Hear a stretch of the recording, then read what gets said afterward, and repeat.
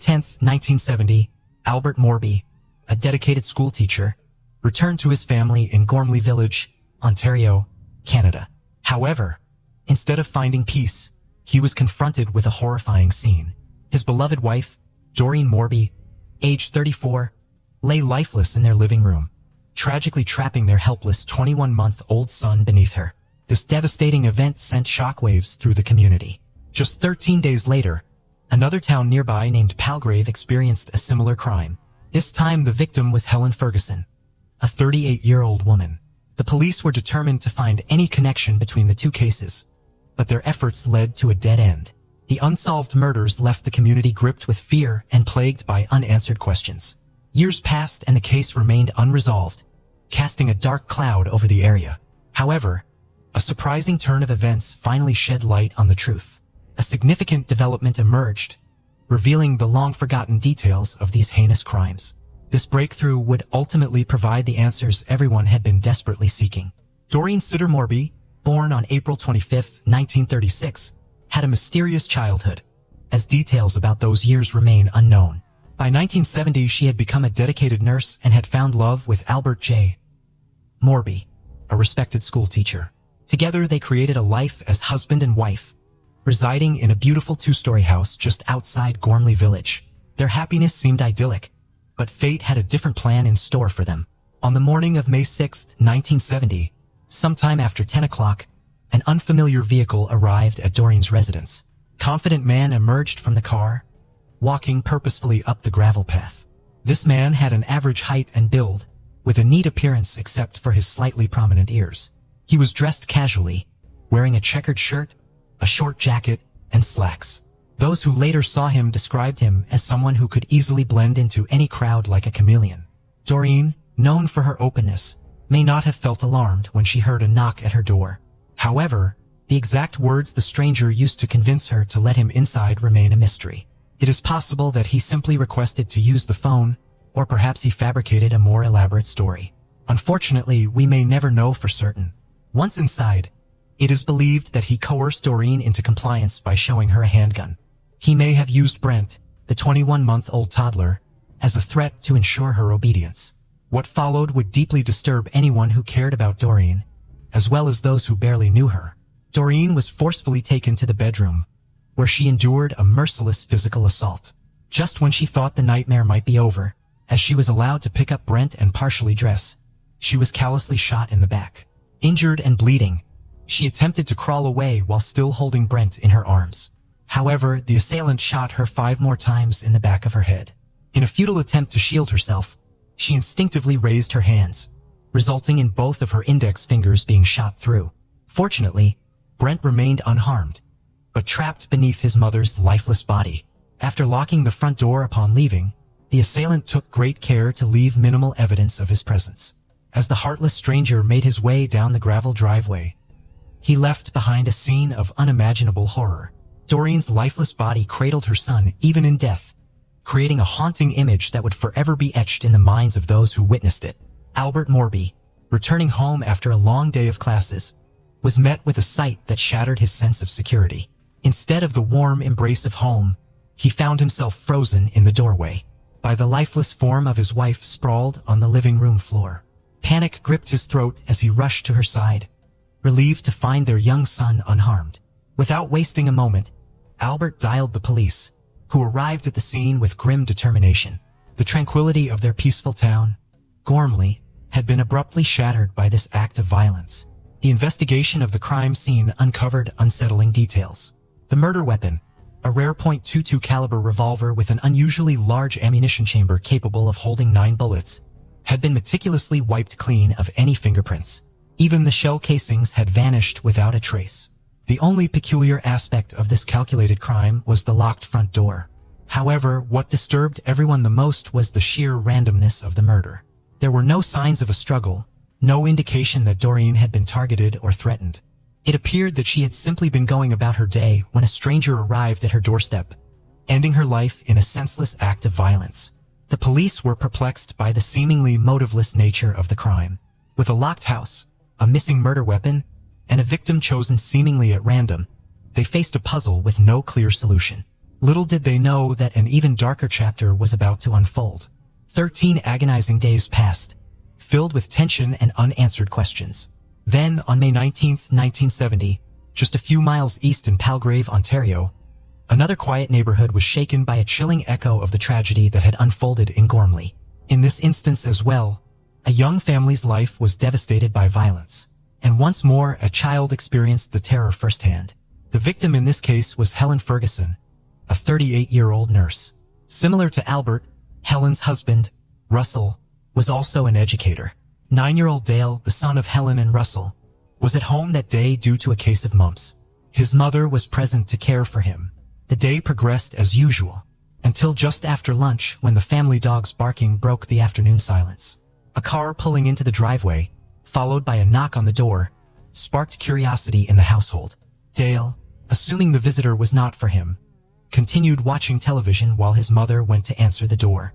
Upon her return, she was accompanied by a stranger, a man Dale had never seen before. Helen informed Dale that the man had a sick child in the car, required directions to the hospital. Subsequently, Helen and the stranger vanished upstairs, and Dale resumed watching his program. An hour passed, with only the sounds of the television breaking the silence. Suddenly, 3 loud bangs shattered the peaceful afternoon. Shortly after, the stranger emerged, rushing through the hallway towards the front door. A disturbing detail caught Dale's attention. The man paused briefly, wiping something off the doorknob. Dale waited until he heard the car speeding away before calling out for his mother, his voice echoing in the emptiness. There in the hallway lay Helen, her body surrounded by a pool of blood. Overwhelmed by the sight, Dale hurried to the phone, dialing 911 with trembling hands. Meanwhile, Russell Ferguson, his father, arrived home, oblivious to the nightmare that awaited him inside. He would soon be confronted with a scene of unspeakable horror, the discovery of his wife's murder and the sight of his traumatized son. Police cars quickly descended upon the Ferguson residence and officers secured the area. The investigation commenced on that very day. Upon conducting a thorough investigation, a disturbing truth was uncovered. The crime scene bore a striking resemblance to the one where Doreen met her tragic end. Both Helen and Doreen had suffered brutal attacks, with the method of shooting being eerily similar, 2 bullets to the head and 1 to the back. It seemed as though the perpetrator was leaving behind a chilling signature. Furthermore, just like in the previous case, there were no spent bullet casings or fingerprints to be found. At that time, identifying someone through DNA evidence was not a viable option. However, the investigators managed to gather other crucial evidence. Sample of the assailant's bodily fluids obtained from the victims. Upon analysis, it was discovered that the killer had a specific blood type, type A secretor. This revelation led to a disturbing realization. The blood type matched that of the perpetrator in Gormley. It was becoming increasingly evident that this was not a random act of violence, but the calculated work of a cunning serial killer. The once peaceful towns of Gormley and Palgrave were now linked by a trail of blood, instilling a sense of dread for another potential attack. Despite the grim circumstances, there was a glimmer of hope in the form of a witness, young Dale Ferguson. He bravely came forward to provide the police with crucial information about the suspect, later dubbed the .22 caliber killer by the media. Dale described the man as having a dark complexion, aged between 35 and 40, of average height and driving a beige Rambler car, possibly a 1964 or 1965 model. He acknowledged that his observation was brief, so some details might be inaccurate. Equipped with this valuable information and a sketch of the suspect based on Dale's account, the investigators launched an extensive manhunt, the largest ever seen in Ontario at that time. Among the officers involved in the initial investigation was a young constable named Don McNeil, who would go on to become a seasoned detective inspector. Despite the exhaustive investigation, with a constant influx of tips and the thorough examination of over 2,000 suspects by the end of 1970, the authorities reached a dead end. The trail had gone cold, leaving the 2 murders unresolved and the community gripped by fear. A quarter of a century passed without any answers in the Helen and Doreen cases. The towns of Gormley and Palgrave were left with only chilling memories of the terror that had plagued them. However, in June 1995, a peculiar turn of events unfolded hundreds of miles away in Sault Ste. Marie, Ontario. A series of robberies took place, but these were not your typical thefts. The perpetrator displayed cunning tactics, specifically targeting vulnerable individuals who were alone, such as the elderly or women. He would approach them under the guise of a potential buyer interested in advertised goods or services. For example, in one instance, an elderly man was selling a hospital bed. The robber feigned interest, claiming he needed to consult his wife before making a decision. The following day he returned and the man, trusting him, fell victim to the robber's deceit. While the man's attention was diverted, the thief bound and gagged him, proceeding to steal his money and valuables. This became the signature modus operandi of the robber, instilling fear in the hearts of those unfortunate enough to be targeted. These robberies extended beyond homes and even targeted businesses, including jewelry and fur shops. However, the robber eventually made a critical error. He attempted to sell a stolen ring at a pawn shop in Sudbury, Ontario, using his driver's license as identification. This mistake provided the breakthrough the police had been waiting for. Finally, they had a name for the robber: Ronald West, a 48-year-old man. The revelation was shocking, as Ronald was not just an ordinary criminal. He had previously served as a police officer. He had joined the Toronto Police Force in his early 20s in 1966, but resigned a few years later in 1972, though the exact reason for his departure remained unclear. Records indicated that he had chosen to pursue a different career path. Ronald, a seemingly ordinary man living in Blind River, Ontario, was leading a typical life with his second wife and 2 sons. However, suspicions arose when the police observed him for 2 days from a nearby boathouse, suspecting him of engaging in criminal activities. These suspicions were confirmed on June 30th, 1995, when the police raided his house after spotting him using a cell phone outside. The search uncovered a significant amount of stolen jewelry hidden within his home and vehicles. Furthermore, evidence of tampering was found, indicating that Ronald had attempted to remove the precious stones from many of the stolen rings. Realizing the success of their investigation, the police wasted no time in arresting Ronald. Faced with overwhelming evidence, Ronald pleaded guilty to the robberies in August of that year. The judge, upon delivering the sentence, strongly condemned Ronald's actions, describing them as shocking and meticulously planned, causing immense terror to his victims. Consequently, Ronald was sentenced to 10 years in prison. As the year 1995 came to an end, Inspector Ed Pellerin found himself in southern Ontario for a routine annual case review. Fate intervened when he struck up a conversation with Inspector Don McNeil about the Ronald West case. Pellerin mentioned that after Ronald's imprisonment, his house in Blind River had been sold. During the renovation process, the new owners made a startling discovery hidden behind the bathroom ceiling tiles: a plastic bag containing a permit for a specific 9-shot .22 caliber revolver.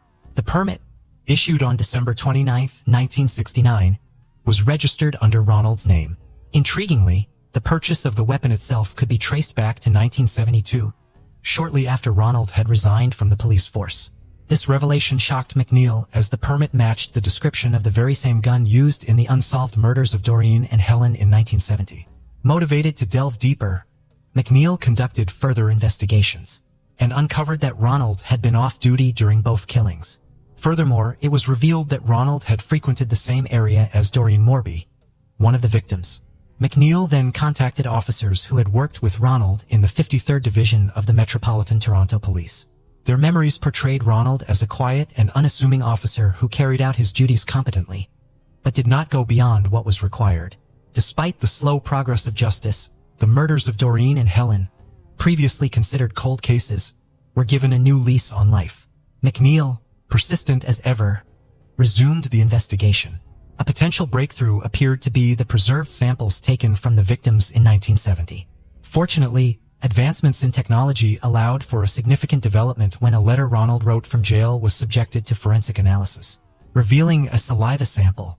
This enabled investigators to gather enough evidence to obtain a court order for a blood test from Ronald himself. The results were conclusive. A match was found. Nearly 3 decades after the heinous crimes, this definitive proof led to Ronald's arrest for the unsolved murders. Ironically, during the initial inquiry in 1970, over 3,000 suspects were questioned. It is almost inconceivable that Ronald, who would have likely been involved in the original manhunt for the killer, managed to evade detection. His name did not even appear on the list of suspects. Justice, though delayed, was eventually served. On August 26, 1999, at the age of 52, Ronald was charged with first-degree murder for the 1970 attacks and homicides. He later pleaded guilty on August 7, 2001, and was sentenced to 2 life terms. Presently, he is incarcerated in an undisclosed medium security facility. On August 17, 1983, it was an ordinary evening in Toronto, Ontario, and a family was preparing the dinner table for Susan Tice, a 45-year-old mother of 4. Susan's absence without communication was unusual. Susan's family became concerned when she did not arrive after several hours and sent her brother-in-law to check on her. When he arrived at Susan's house, he was shocked to his core to find Susan's body in her bedroom, lying in a pool of blood. Months later, Erin Gilmore's body was discovered in her apartment by her boyfriend, Anthony Monk, on a chilly night in December. Anthony was scheduled to pick up his 22-year-old girlfriend for a date on December 20, 1983, at approximately 9 p.m., following her shift at the clothes store where she worked.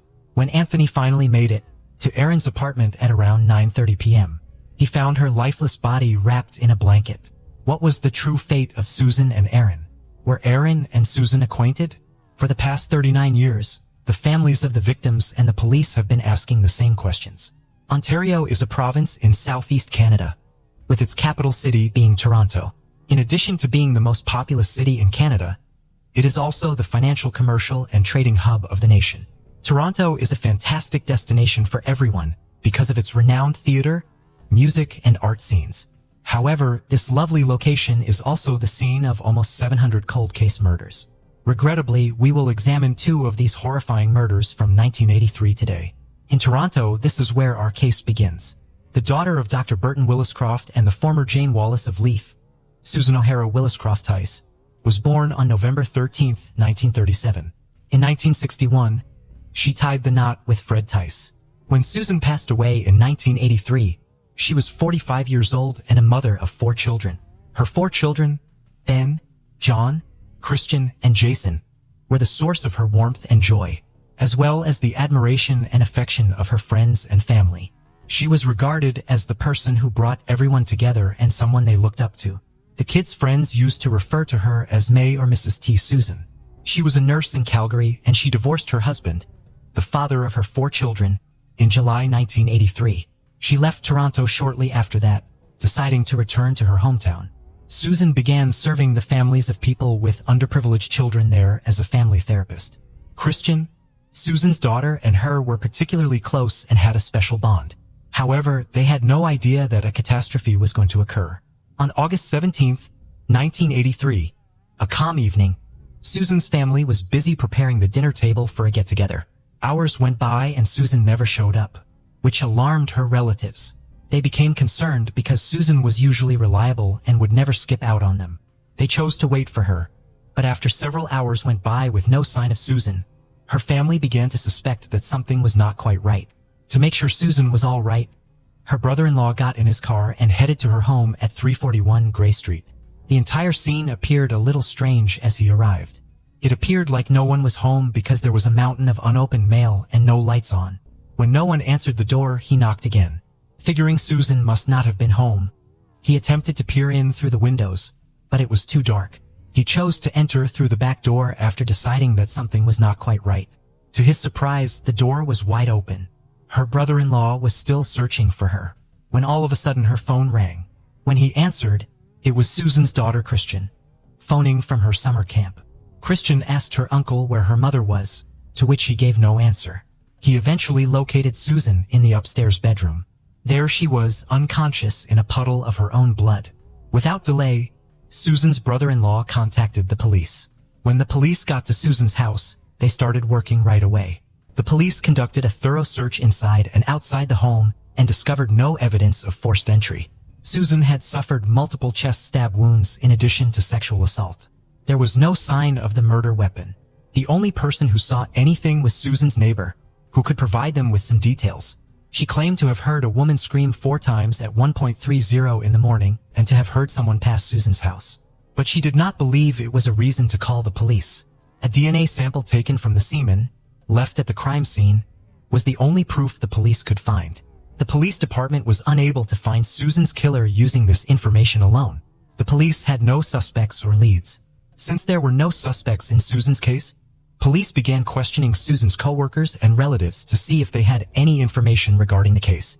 The investigator considered Fred Teese, Susan's ex-husband, as a potential suspect.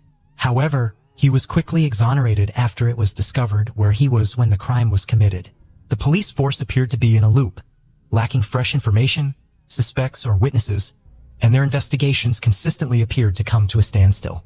The police department left the case open in the hopes that someone would contact them with information. The investigators searched for any small hints or information that would point them in the direction of Susan's murderer. They kept waiting, but nothing materialized. The media also reported on the case in the hopes that someone would come forward with information, but they were disappointed. Everyone was shocked by Susan's case, not only her own family, but also the family with whom she worked. The police department and Susan's family were deeply troubled by the idea that someone had escaped punishment for killing someone. After several months, Susan's case appeared to be at a standstill. Her case file was added to the long list of unresolved cold cases that would eventually be forgotten. Regretfully, Susan's family was left in the dark and uninformed. Susan Tice was laid to rest in Grey County, Ontario, Canada's Leith United Church Cemetery, the daughter of David and Anna Gilmore. Erin Harrison Gilmore was born on February 3, 1961. In 1983, 22-year-old Erin was a blonde with a captivating demeanor and a promising future. According to her brothers, Sean and Kellen McCowan, she was a natural beauty who was always full of life and an incredible friend to everyone around her. Despite being driven by her career, she never compromised on her commitment to her family. Erin was a bright, content young woman. She was employed at Robbins Knits, a clothes store, in 1983 and had aspirations of becoming a fashion designer. The store was at 37 Bits Hazelton Avenue, directly below her apartment. She worked there to expand her skills as a model and designer and to obtain experience in the field. She was dating Anthony Monk at the time. Anthony was the son of Peter Monk, the business partner of her father David Gilmore. Erin Gilmore was the sole child of business magnate David Gilmore, who amassed his wealth by founding one of the biggest coal mining firms globally. Erin spent a lot of time with her father and they had a very close relationship. They were unaware that disaster was lurking around the corner. Erin Gilmore was discovered dead on December 20th, 1983. 5 days before Christmas and just 4 months after Susan's murder, Erin had invited her two half-brothers, Sean and Callan McCowan, over for a sleepover at her Hazelton Avenue apartment on the evening of December 19th, 1983. For the three of them, this acted as a ritual and the brothers used to take pleasure in spending time with Erin. With Christmas quickly approaching, everyone was looking forward to the joyous occasion. Before turning in for the night, they snacked on popcorn and watched movies. The following morning, Erin dropped Callan off at home and dropped Shem off at the market because he needed to shop for Christmas. He had no idea that this would be his last glimpse of his sister in good health. Erin went back home, started working at Robbins Knits, and went about her day as usual. She was expected to close the store at the end of her shift, which meant she would be the last person there at around 9 o'clock. Anthony Monk, Erin's boyfriend, had promised to pick her up from the store at 9 o'clock p.m. for their date, but he was about 20 minutes late because he had to stop by an ATM to get cash. Upon arriving at the store, he expected Erin to be waiting for him, but he did not see her. Anthony guessed that she had gone upstairs to get ready for their date. After climbing the stairs to Erin's apartment, Anthony noticed something strange. The main door was ajar.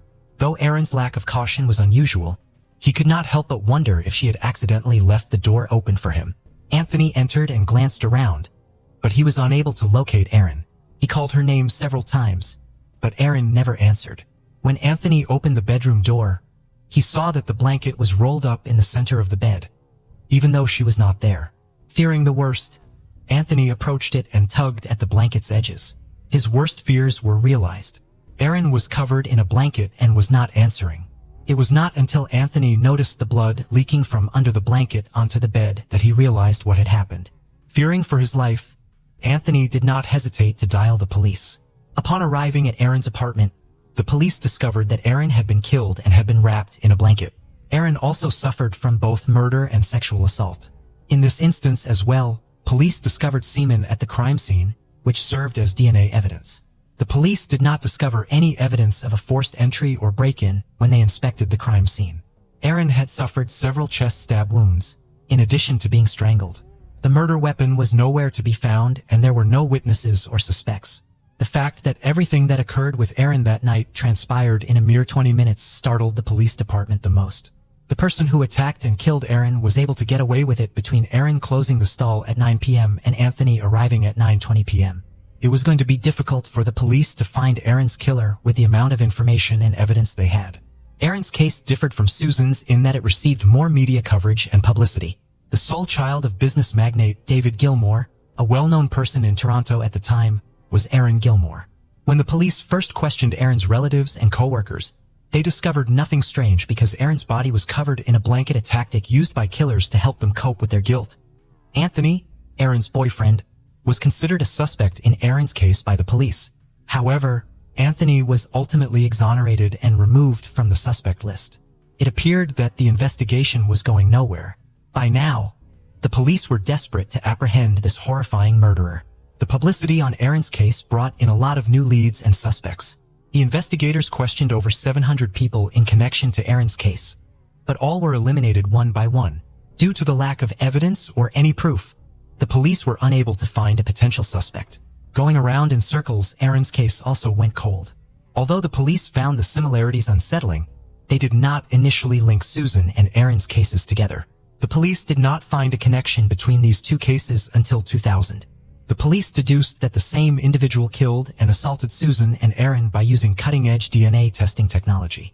The investigators discovered a perfect match between the DNA samples taken from the two crime scenes after analyzing the samples. The Canadian DNA database contained no additional matches, despite the fact that the two DNA samples matched exactly. This led to a number of new inquiries. The police department was now interested in learning if this unidentified man had committed any other crimes in the 1980s, if he had committed any prior crimes, if he had committed any since 1983, and if he was still at large. The Toronto Police Department announced in November 2008 that they would pay $50,000 to anyone with information. That would lead them to Aaron and Susan's killer. Unfortunately, not many people remembered or knew about the crime, and because it had been so long ago. Over the past few decades, there has been a notable decrease in the amount of publicity surrounding these cases. When an informant failed to surface, despite the police department's best efforts, Aaron's family contributed, and in 2012 the reward was raised to $200,000. However, not even that price was claimed. There was a group of detectives who were committed to bringing Aaron and Susan's killer to justice, even though everyone had given up on ever finding their killer. Police even received a tip suggesting that Aaron and Susan may have met their killer at the Yorkville area bars and restaurants, where they both frequented on a regular basis. Police concluded that the murderer either knew the women personally or had figured out where they lived because both were killed in their own houses without any indication of a break-in. However, this was only one of several scenarios in which the crimes could have occurred. Sean and Callan McCowan, Aaron Gilmore's brothers, were in close communication with Detective Sergeant Steve Smith. Since the killings of Aaron and Susan were connected in 2000 by the police, the case has slowly advanced, but has remained among the unsolved cases. The investigators posted a call to action on YouTube in March of 2016, inviting anyone with information to come forward. Once more, this had no outcome. Though they were unaware that the police department was already working on this, Sean and Callan McCowan contacted Detective Smith later in 2020 to inquire about the possibility of using genetic genealogy to find their sister's killer.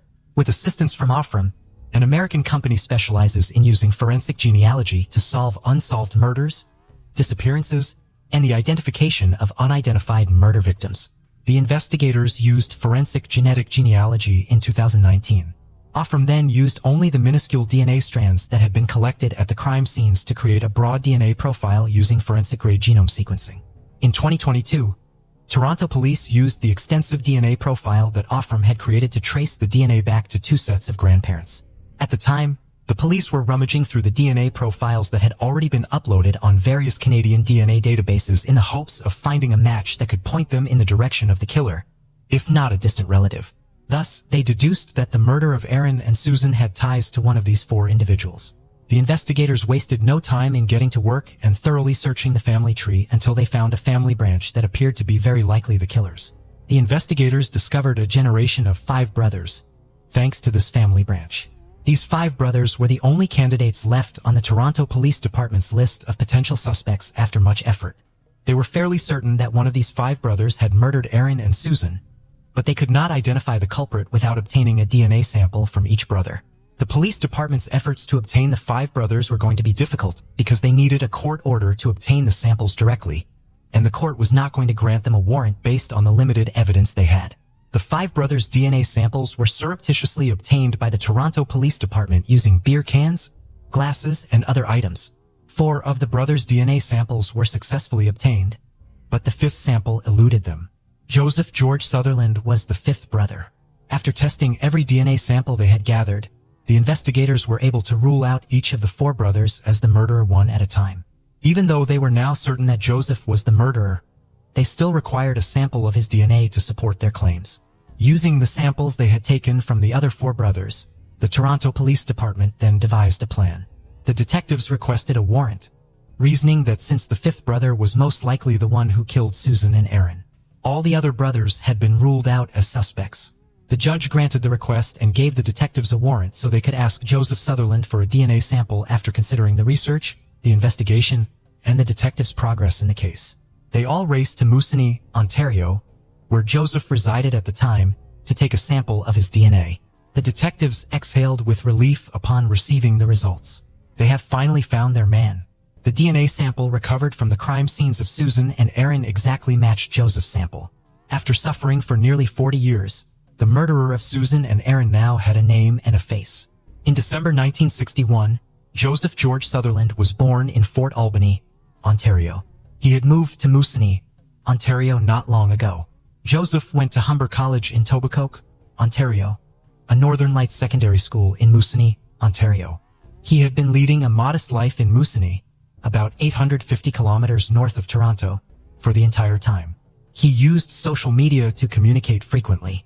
He was charged with killing Susan Tice and Aaron Gilmore, as well as sexually abusing them. If Joseph was the murderer after all, he was only 21 years old when he killed Aaron and Susan. Joseph Sutherland, then 61 years old, was taken into custody by the police on November 25, 2022, after they showed up at his Moosonee home on November 24, 2022. Joseph was accused of killing Susan Tice and Aaron Gilmore twice in the first degree.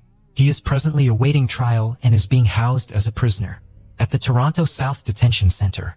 Joseph's lack of prior criminal history has also been mentioned, which helps to explain why his DNA was not included in the Canadian DNA database.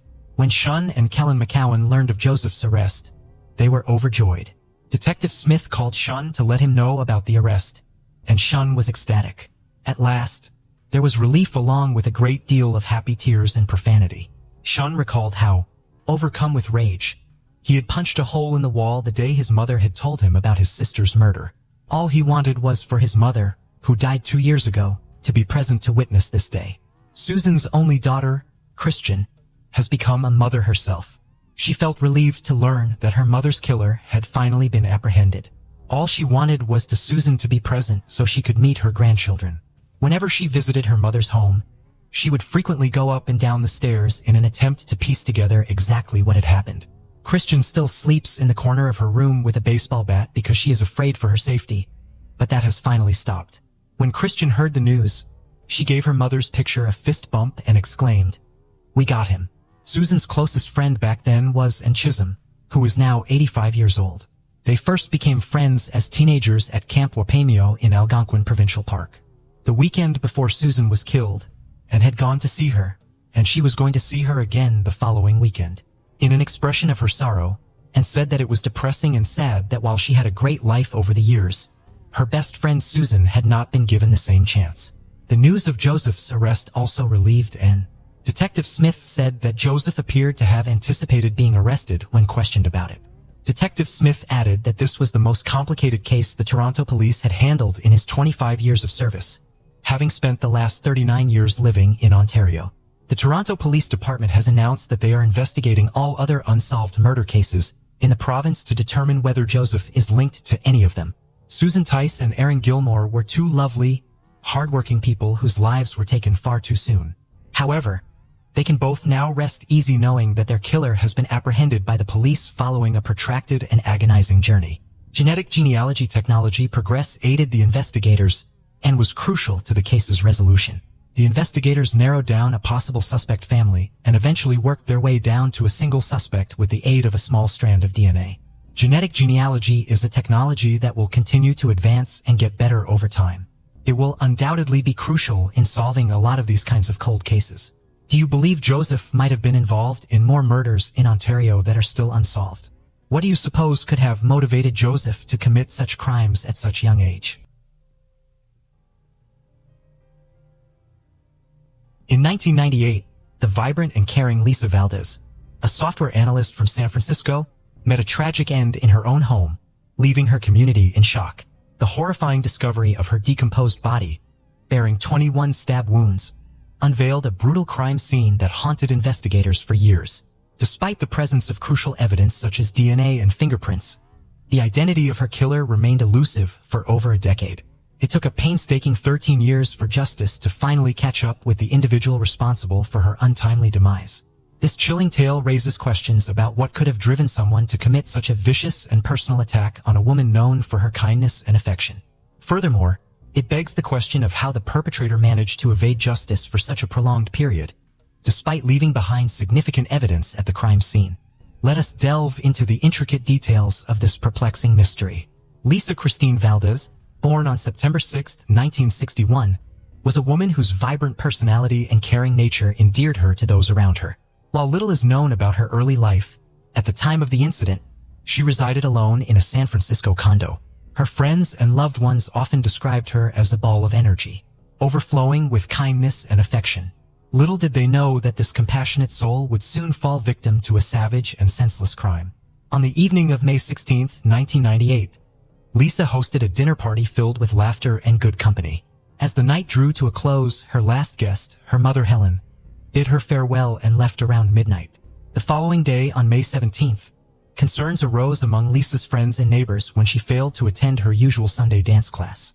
Upon returning from a weekend away, one of her neighbors noticed something peculiar about his own condo door.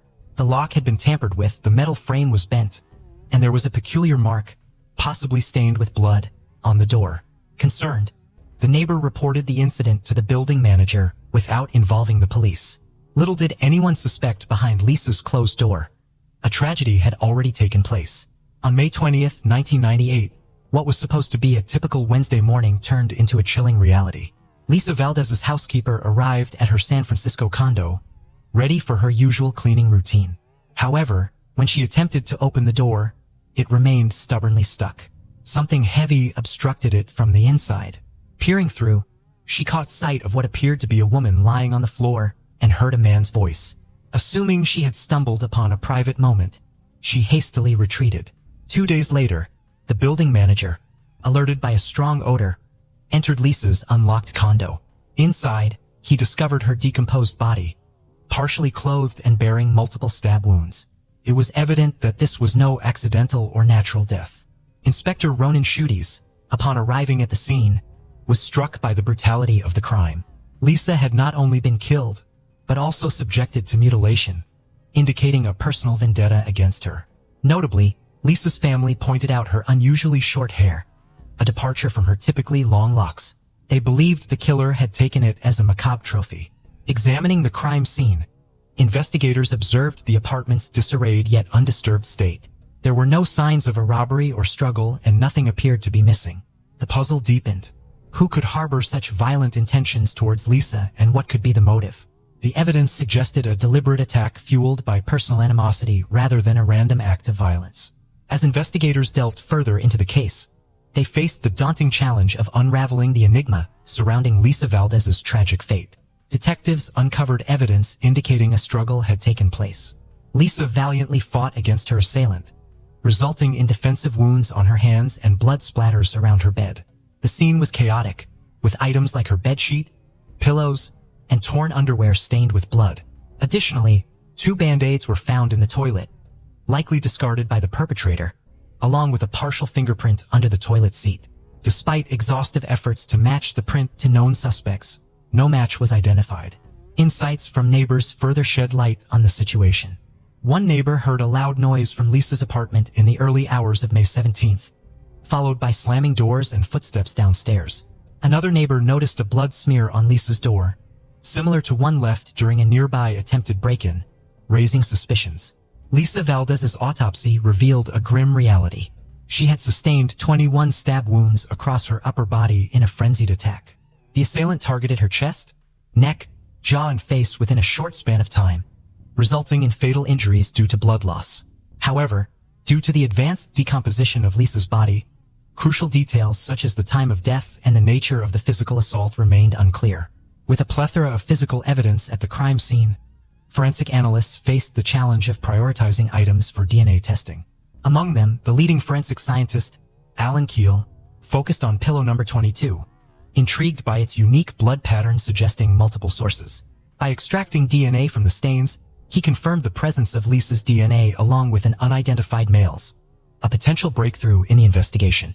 While analysts delved into the evidence, homicide inspectors Armand Gordon and Curtis Cashin meticulously interviewed witnesses, including guests from Lisa's final dinner party and individuals who had recent contact with her in an effort to reconstruct Lisa's final moments, establish crucial timelines, and identify potential leads. As the investigation progressed, every detail unfolded like a crucial piece of a puzzle, guiding the diligent detectives closer to unraveling the perplexing mystery surrounding the brutal murder of Lisa Valdez. Inspector Cashin meticulously examined Lisa Valdez's answering machine, revealing a list of 40 recent callers.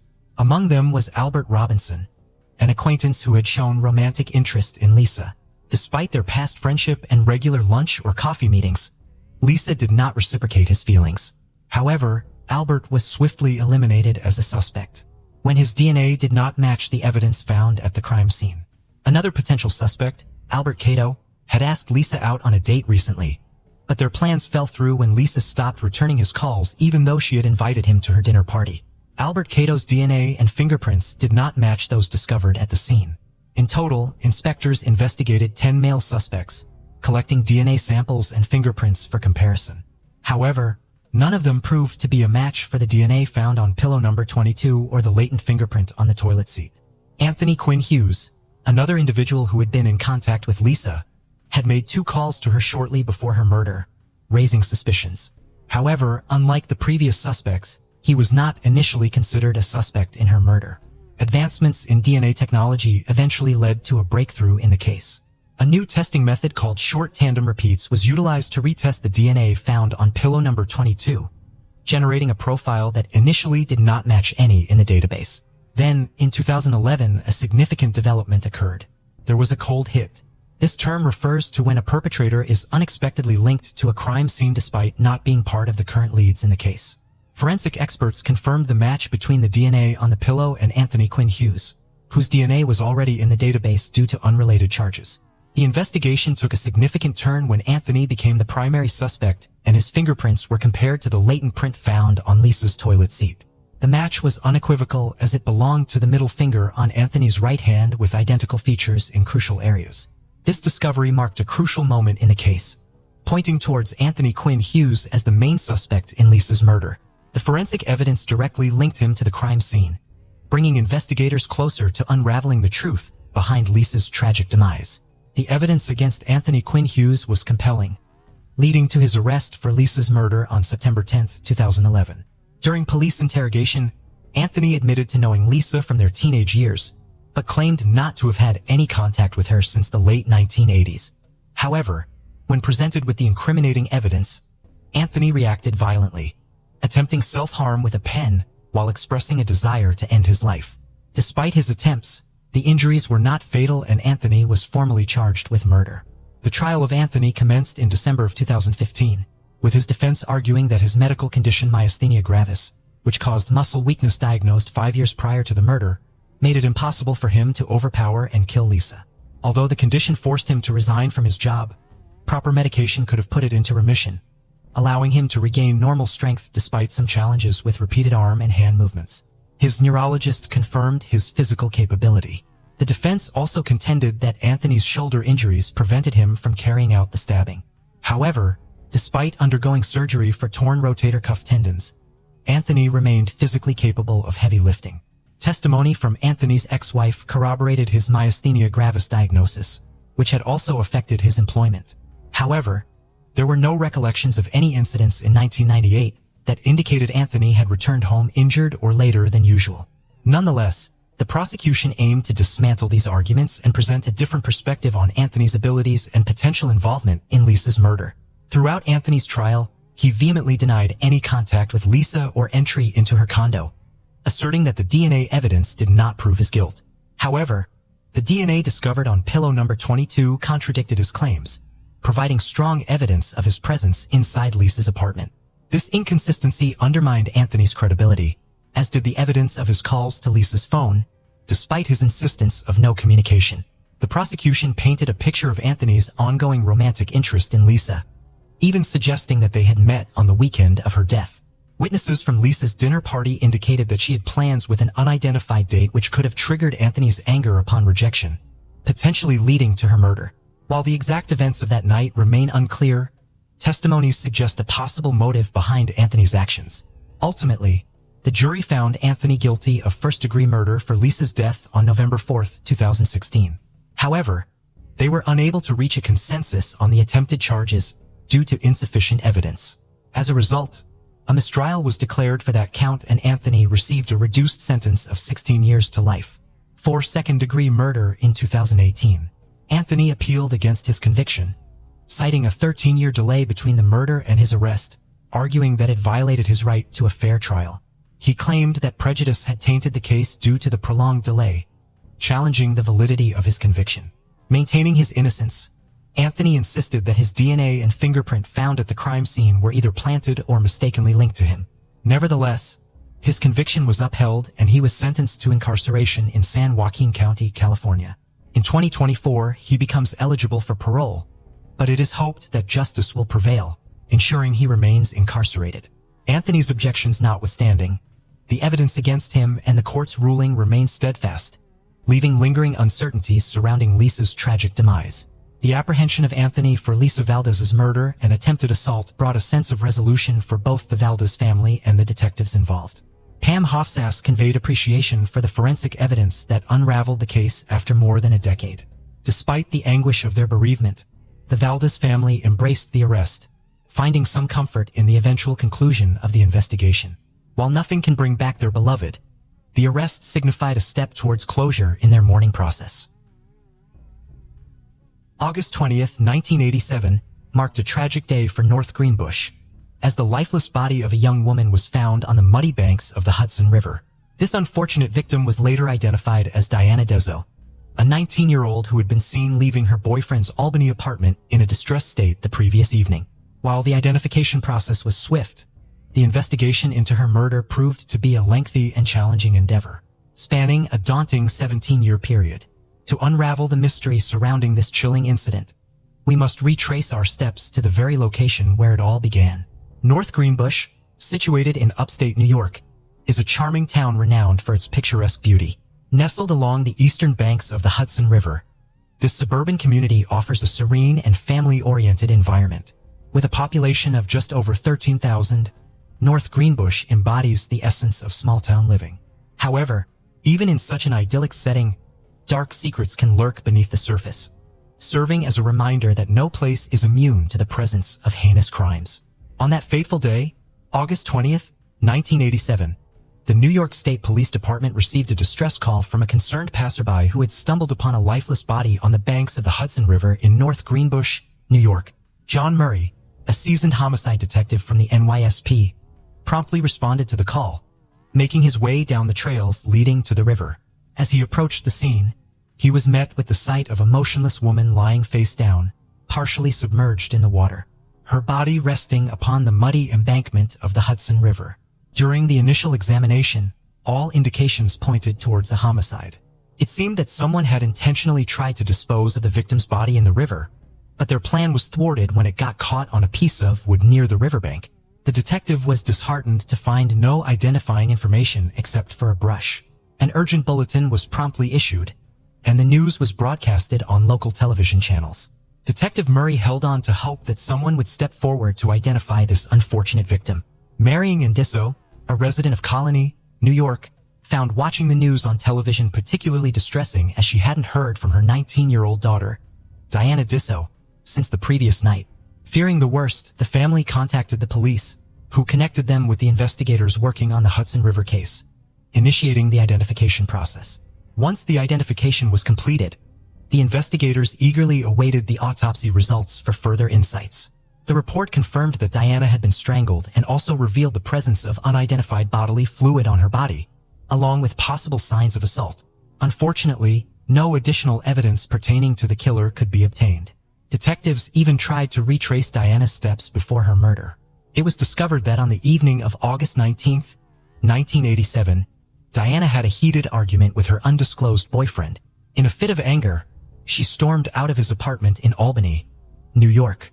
Sadly, this was the last time anyone saw her alive. Although the boyfriend was not considered a suspect, the detectives were unable to identify any other individuals on their list of suspects. Consequently, the case eventually went cold, leaving her grieving family longing for justice. In 2004, a remarkable 17 years after the discovery of Diana Dezos, the case was reopened by Dave Madden, a senior investigator from the New York State Police Department. By this point in time, advancements in DNA technology had progressed enough for Madden to send the unidentified bodily fluid sample to the New York State Police Crime Lab for further examination. Dr. Allison Eastman, a forensic analyst with the New York Police, conducted thorough tests and successfully generated a complete STR-DNA profile from the sample. On May 24, 2004, she entered the profile into Cody's, leading to a groundbreaking revelation. Not only did the profile already exist in the database, but the individual associated with it was already serving time in prison. The bodily fluid matched that of a convicted felon named Ray Killer, although Killer had no apparent connection to Diana. His criminal history made him a prime suspect in this case. In 1989, Keller had committed a violent assault against a 16-year-old girl, resulting in a prison sentence of 8 to 25 years. Following this significant breakthrough, Dave Madden joined forces with two other NYSP detectives, Steve Ortiz and Deborah Comer, to pursue this lead. Before directly engaging with the suspect, the detectives decided to first speak with the now-adult victim of Killer's previous crime. While she had survived the attack, it shared unsettling similarities with Diana Dezos' murder, which had occurred just 2 years earlier. Both victims had been assaulted and strangled. Although there was no direct link between these two cases, the importance of Killer's conviction cannot be overstated in relation to Diana's murder. Without it, Killer's DNA may have never been present in the system. Armed with substantial evidence connecting Ray Killer to Diana's case, investigators were ready to interrogate him about her murder. However, they still needed his confession to strengthen their case. There was a possibility that Killer could claim to have had a personal relationship with Diana, but deny any involvement in her murder. Prior to directly approaching Ray Killer, the detective sought guidance from psychologist Richard Hamill, who had spent 20 years conversing with convicts. They were hopeful that Hamill's expertise would assist them in delving into Ray Killer's psyche and encouraging him to open up about the case. On December 17, 2004, Detective Madden and Ortiz conducted an interview with Ray Killer. The detectives explicitly informed him that they were aware of his encounter with Diana Dezos in 1987, but Killer denied recognizing the name. Despite Killer's repeated denials and lies, the forensic evidence clearly placed him at the scene with Diana. Therefore, when the detectives decided to reveal the trump card they held, the DNA evidence, Killer finally broke down. With the audio recording in progress, Killer recounted the events of August 1987 when Diana Dezos tragically lost her life. Killer admitted that on that August evening, 17 years prior, he was under the influence of both alcohol and drugs. He stated that while driving around, he noticed a young woman hitchhiking along Central Avenue in Albany and chose to pull over. Killer then drove the car to a wooded area in North Greenbush near the Hudson River. After assaulting the vulnerable young woman, Killer unexpectedly allowed her to get dressed. However, it was a comment made by Diana Dezos at that moment that may have tragically sealed her fate. She mentioned that she was going to tell. Killer went on to explain that he was consumed by rage and continued to tighten his grip on Diana's neck until she stopped resisting. Convinced that she would succumb to his attack, Killer decided to dispose of her lifeless body in the river. Through a combination of patience and effective interrogation techniques, detectives Madden and Ortiz achieved the confession they had been seeking, just as psychologist Hamill had predicted. Rensselaer County District Attorney Patricia Dangels and Deputy District Attorney Joe Abelow, who handled the prosecution, were dedicated to obtaining justice for Diana's family above all else. In 2005, Ray Killer ultimately pleaded guilty to second-degree murder before Rensselaer County Court Judge Patrick J. McGrath. He was sentenced to 22 years to life in state prison on July 5, 2005, with the term to be served consecutively to his previous sentence. Although he appeared remorseful, the harsh truth remains that he cannot reverse the tragic loss of Diana or erase the suffering he caused her family. 19-year-old Tong Xiao was born in the busy coastal city of Daliang in the northeast of China, home to just over 6 million people. She was the only child of Cheng Xiang and Yang Shui, and the three of them were very close.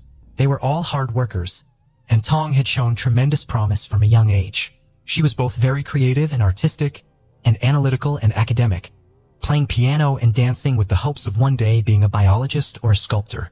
But the truth was, friends and family said she really could have done anything she put her mind to. She gained a place at Dalian Yaming Senior High School, which is regarded as one of the best high schools in the city. Over the years, the school had earned an excellent reputation for producing top scorers in the college entrance exams, commonly known as the Gaokao. Those who win special awards and consistently excel can be granted admission to a university without having to take the Gaokao. Whereas Tong's boyfriend at the time won a place to go to a great university in China, Tong sadly did not. She was naturally upset, having worked so hard for it, and this meant her plans were very much up in the air. She now needed to rethink where she would go and what she would study. It would also see an end to her current relationship. She decided to make a big leap and push herself more out of her comfort zone than ever, by planning on moving to the United States to attend Iowa State University and study chemical engineering. However, supportive parents gave their life savings, the equivalent of $100,000, to support her and the big move. She needed to get a few more things ticked off, including the English foreign language exam. In July 2011 in Beijing, while studying for the exam, Tong met Xian Yanli, who was studying English as well. Li was also set to go to the United States, to the Rochester Institute of Technology in New York. The pair hit it off and shared a lot in common, especially as they were both about to make the same huge move to the same country at the same time. Tong's parents met Li shortly after and said that although he seemed respectful, shy and quiet, they didn't think the pair were right for the long term. A few others shared the same view, but Tonga showed everyone that the pair weren't exclusive or official, and things between them were quite casual. In September 2012, Tong finally joined Iowa State University, maintaining high grades from the start and throwing herself into all aspects of college life. Her friends said when she wasn't studying, she filled her time with dancing, socializing at parties, and teaching Chinese to other students. She made friends easily and was particularly close to the girls she lived with. Tong was the oldest of the three roommates, but they all called her little sister, because she was the smallest of them, standing at 5 feet 2 inches. Her roommate and best friend Jean said Tong was so smart it drove everyone crazy. She was someone that was always saying she needed to study more, but would consistently come out with straight A's, and was always top of the class. She and Li were still talking long distance, but he soon made quite a surprising decision. He decided he could no longer do the almost 1,000 miles between them, and asked to transfer to Iowa State University too. But he didn't have a place to stay and his classes wouldn't start for a while, so he temporarily moved in with Tong and her roommates. Although they said they initially didn't mind, they did admit living with him was awkward. He didn't socialize, he didn't make an effort with any of them, and he didn't help with any chores, leaving mess everywhere. He didn't like Tong being out and away from him, wanting to know where she was and who she was with all the time. Tong was still adamant that they weren't official and was now growing tired of his possessive behavior. It was now about 2 years into Tong's studies and everything seemed to be going fairly well. To the relief of her roommates, was now in his own apartment and officially enrolled in his own classes. But Tong was growing more and more distant from him, telling people she wanted to break things off properly and move on. Further issues had arisen when Li gave police Tong's address as his own, when he was pulled over for traffic violations. This created more issues with Tong and her roommates, to the point where they didn't even like his name being mentioned and no longer wanted him to visit. On September 3, 2014, Tong spoke to one of her friends, who had recently become something more. The pair had been talking for a while and romantic feelings were growing between them. She said the relationship between she and Li was just causing issues, and she wasn't happy and hadn't been for a long time. However, she and Li had pre-planned a motel break that weekend. She said she was going to go and work everything out when she was back, but it was looking likely that she and Li would be parting ways. For days later, on the night of September 7th, Tong's father sent her a text message. She had told him she was trying to replace a pair of glasses that she'd lost, and he was reaching out to see if she got new ones. The response he got was short and blunt, saying she had borrowed a pair from a friend. He asked if they could talk via video, having not caught up in a while, but she said she was too busy. It was an odd series of messages, and he was a little sad that she had rushed off the phone. One of her roommates then also got a text, but this one had been sent from Lee's phone at 1:30 a.m. It read, "Hey, I'm still in Iowa City, but I lost my phone, so I'm using Lee's. He has a family emergency and may have to fly back to China today. So I'm gonna catch a bus to Minnesota and visit some friends there. I'll be back in a week. Keeping Lee's phone with me, but it's running out of battery." Monday, the 8th of September 2014. As Monday morning came around, people were surprised to see that Tong could not come back home, especially as she had classes. Surprise became concern, however, when several more days would pass, and she was still off the grid. Her friends and roommates decided to all come together to find out who, if anyone, had actually seen or heard from her on her phone over the last week. But no one had, and none of her friends online had heard anything either. Her roommate Jean contacted a few people she knew in Minnesota via social media, and they drew a blank too, saying unless they just hadn't crossed paths in town, she didn't arrive there to see them. On September 18th, with a bad feeling in the pits of their stomachs, her roommates filed a missing persons report. Police initially wondered whether Tong had perhaps gotten homesick and gone back to her parents, saying this wasn't uncommon, especially with international students. But they quickly realized this was not the case for Tong. There was no evidence to suggest that she had left the country, and there was also nothing to show she had taken that bus to Minnesota. Detectives tracked down the other student that she had recently started talking to, but he knew nothing either. Whatever they had between them was very new, and he said he didn't even really know her well enough yet to recognize that this was out of character. Hence the reason he hadn't reported her missing. He was able to give them an alibi which checked out.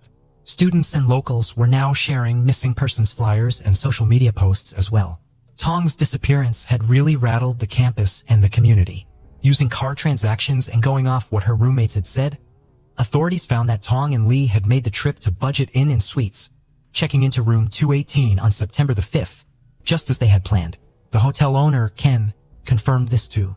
He actually knew the couple reasonably well, saying they had been there before and there was nothing unusual about them coming to stay that weekend.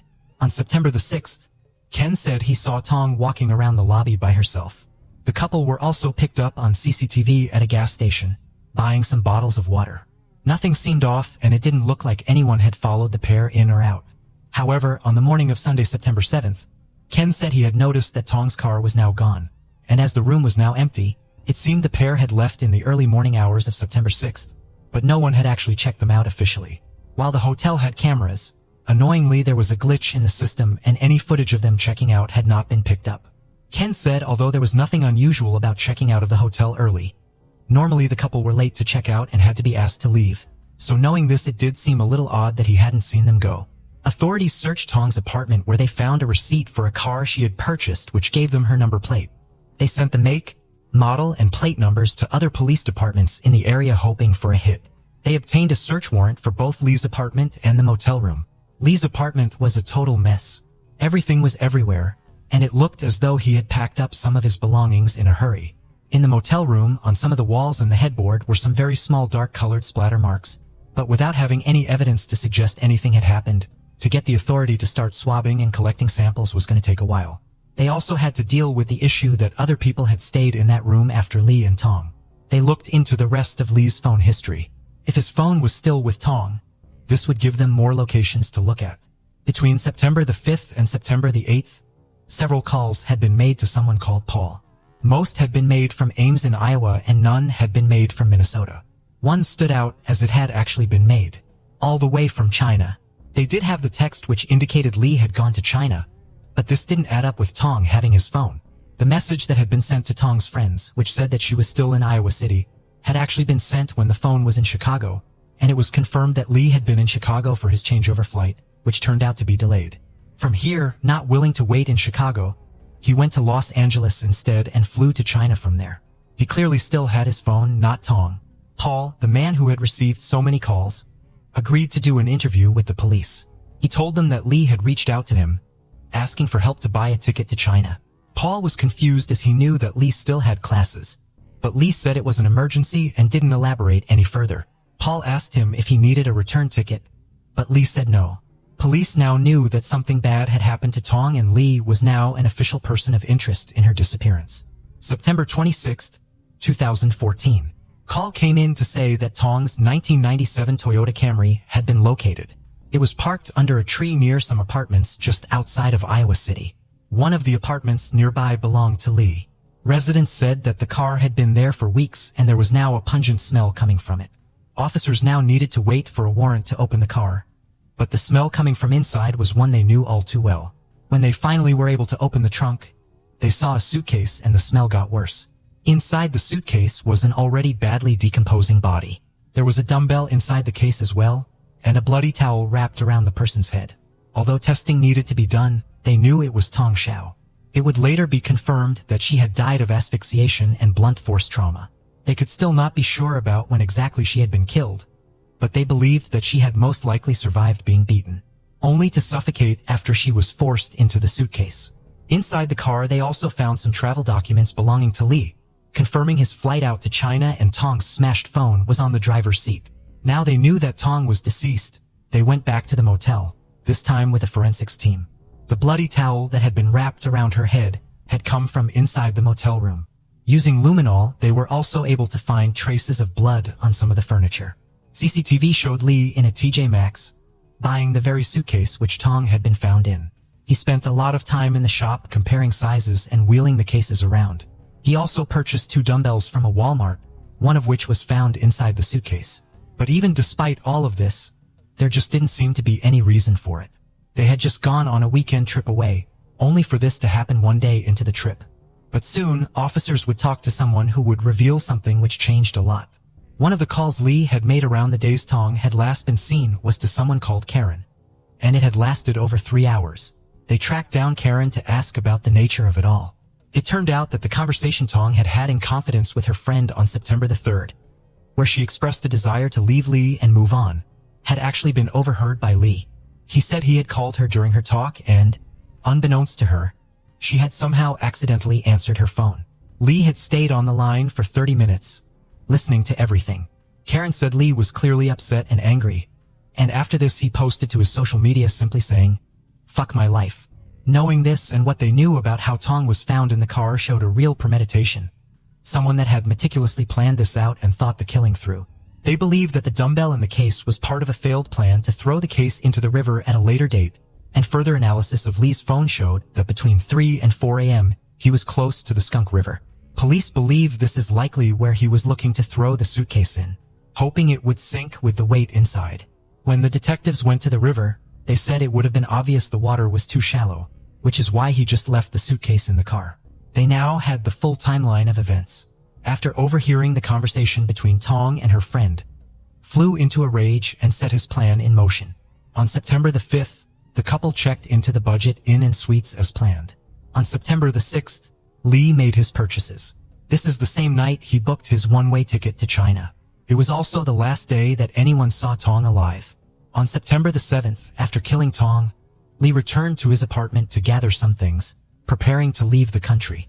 He drove around debating on throwing the case into the Skunk River, eventually deciding against it and just leaving it in the car instead. He then used his phone pretending to be Tong, texting her friends and Tong's father, to bide himself more time. On September the 8th, Lee was in Chicago. He bought a ticket to Los Angeles, and a day later he was back on the way to China and on the run. It wouldn't be until March 2015 that an arrest warrant was issued for Lee, but by this point, he was nowhere to be found. China does not have an extradition treaty with the United States, and this filled the police with dread, knowing they might not be able to do anything at all. Detective Gonzalez, who had been leading the investigation, was determined to get justice for Tong and her family. He said he, along with the district attorney in Iowa, contacted the Chinese authorities and the embassy. To their relief, they agreed to help from overseas, and said they would track Lee down and sort out the arrest there. They issued a press release, and it was now national news in China. People on social media were sharing pictures of Lee's face, and the hashtag #FindLee was trending. In May 2015, Lee, who had been hiding out in Wenzhou and knowing there was no way out of it, finally surrendered and he was taken into custody. Chinese authorities now needed everything from the detectives in Iowa in order to get the case officially transferred over to them. And in June, Lee was now officially under arrest and set to be tried in China for intentional homicide. 1 year later, Lee pleaded guilty, saying he had been irrational and impulsive. His story was that Tong had attacked him, and in self-defense, he had killed her. He denied any level of premeditation, claiming he was always going to go back to China, and it just all happened at the same time. He maintains that he was very much in love with Tong, and was devastated that she didn't feel the same about him. The whole hearing lasted just 6 hours, and Tong's parents were asked not to be present in the courtroom. But this did not stop them, with Tong's mother bursting through the doors at one point in a frantic state. She said her life was meaningless now, and she was feeling nothing but bitterness. Li's parents met with Tong's parents, where they begged for forgiveness on behalf of their son and agreed to pay 2 million yuan, the equivalent of about $300,000 in compensation. The verdict for intentional homicide ranged anywhere from 10 years in prison to the death penalty, and Tong's parents said they were hoping for the latter when it came to it. Her father said, "A Chinese saying goes, a murderer should pay for his crime with his life." In June 2016, was handed a life sentence, which could later be reduced to 13 years under Chinese law. But as always, whether this would actually happen or not remains to be seen. The news had devastated her parents so much that her father's health took a serious turn, and he was told he was unable to travel to the United States to bring his daughter's ashes home. Detectives back in Iowa said that the case set a precedent for how the United States and China can cooperate on international crime investigations. The district attorney added, "We have many more students from China than we have had in the past here in the Midwest, especially in Iowa City. And so there's a real interest in making sure that there's a sense of safety and that people feel that they can come to the United States as students and be safe." Another reason that Tong's case had become so massive so quickly. 19-year-old Tong Xiao was determined and hardworking. She had made the brave move to the United States to push herself further, to challenge herself in all aspects of her life and make her family proud. She was succeeding on so many levels, and undoubtedly would have gone on to many more successes. Her friends remember her as a truly lovely person, someone that can make you laugh, entertain you, and cry along with you when you needed someone. To this day, Tong's roommate Jean carries a prayer book with her that Tong gave her. She bookmarked the page which marked the date she last saw her. Part of it reads as follows: "Remind me that I do not walk alone, but with all those whose aim is to walk with you." She says she takes comfort in this and sees it as her sign that her dear friend is always with her. Michaela Hall was born on the 7th of February, 1983 to her mother Julie. Michaela was an only child and she and her mother were inseparable. Julie worked hard as a single mother to give Michaela the best start in life, and they spent all their time together. Michaela grew into a happy and confident young woman with a close group of friends with whom she enjoyed going out. Michaela would go on to marry a local Oxford man, but it would later fall apart and the pair would split. This was an extraordinarily difficult time for Michaela, trying to adjust to the end of the relationship. One of Michaela and Julie's favorite things to do would be to go on holiday to Turkey. During one of these trips, Julie met a man called Mehmet Sahin. Mehmet said he knew instantly that she was the one for him. After falling in love, the pair were wed in 2002, and Mehmet moved to the UK to live in Oxford with his wife and stepdaughter. In 2007, Michaela went to Turkey again. It was here that she met a waiter who worked at the resort, a man called Ensar Joel. They soon began a relationship and she quickly fell for him, returning to Turkey not long after to see him again. After coming back to the UK a couple of weeks later, Michaela found out she was pregnant. She was determined to make the relationship a success and couldn't wait to meet her baby. The pair had a long-distance relationship and she would travel to Turkey every few months to see Ensar. In 2008, they welcomed their first child, a daughter. Just a few weeks after the birth, she discovered she was pregnant again, and the couple had a baby boy the following year. Being a mother was everything to Michaela. Her friend described her son and daughter as being her right and left arm. Julie also adored her grandchildren and absolutely doted on them. After the births of their children, the true nature of Ensar's personality would start to come through. He exhibited extremely controlling and possessive behaviors. When she was in Turkey, he would tell her where she could and couldn't go, and what she could and couldn't do. Even when she went back to the UK, he would continue to control her despite him being in Turkey. Michaela wanted her children to have their father in their lives, and she wanted him to come to the UK so they could be together and try and make their relationship work. Being a working mother with 2 young children meant life was busy and money was tight for Michaela. But determined to make it work, she would spend a lot of money flying out to Turkey to see Ensar, sometimes taking the children with her and other times leaving them in the care of her mother. As Ensar did not like to share attention with the children, he would take advantage of how giving she was. Her finances would take a massive hit because of this. She would buy him gifts in the UK and send them out to him. According to those that knew the couple while he was still out in Turkey, his relationship with Michaela didn't matter to him, and he continued to have sexual relations with other women. The abuse in the relationship would start to escalate. When Michaela went out to Turkey with the children to see him, Julie had also gone, and she remained at the hotel to look after her grandchildren. Michaela and Ensar had returned in the early morning hours, and an argument broke out in the kitchen. As he began to raise his voice, Michaela told him to be quiet because the children were asleep and she did not want them to be woken up. Ensar then raised his fist and went to strike Michaela. Julie stepped in between them and tried to stop him, but he shoved her out of the way and then struck Michaela. Julie told friends that when she looked in his eyes, she thought he wanted to kill her. After having a bad feeling about him for so long, this incident only made Julie's hatred for him grow. Michaela continued to hold on to the hope that once he left Turkey and moved to the UK to settle with her and the children, that their relationship would start to get better, but more problems would arise.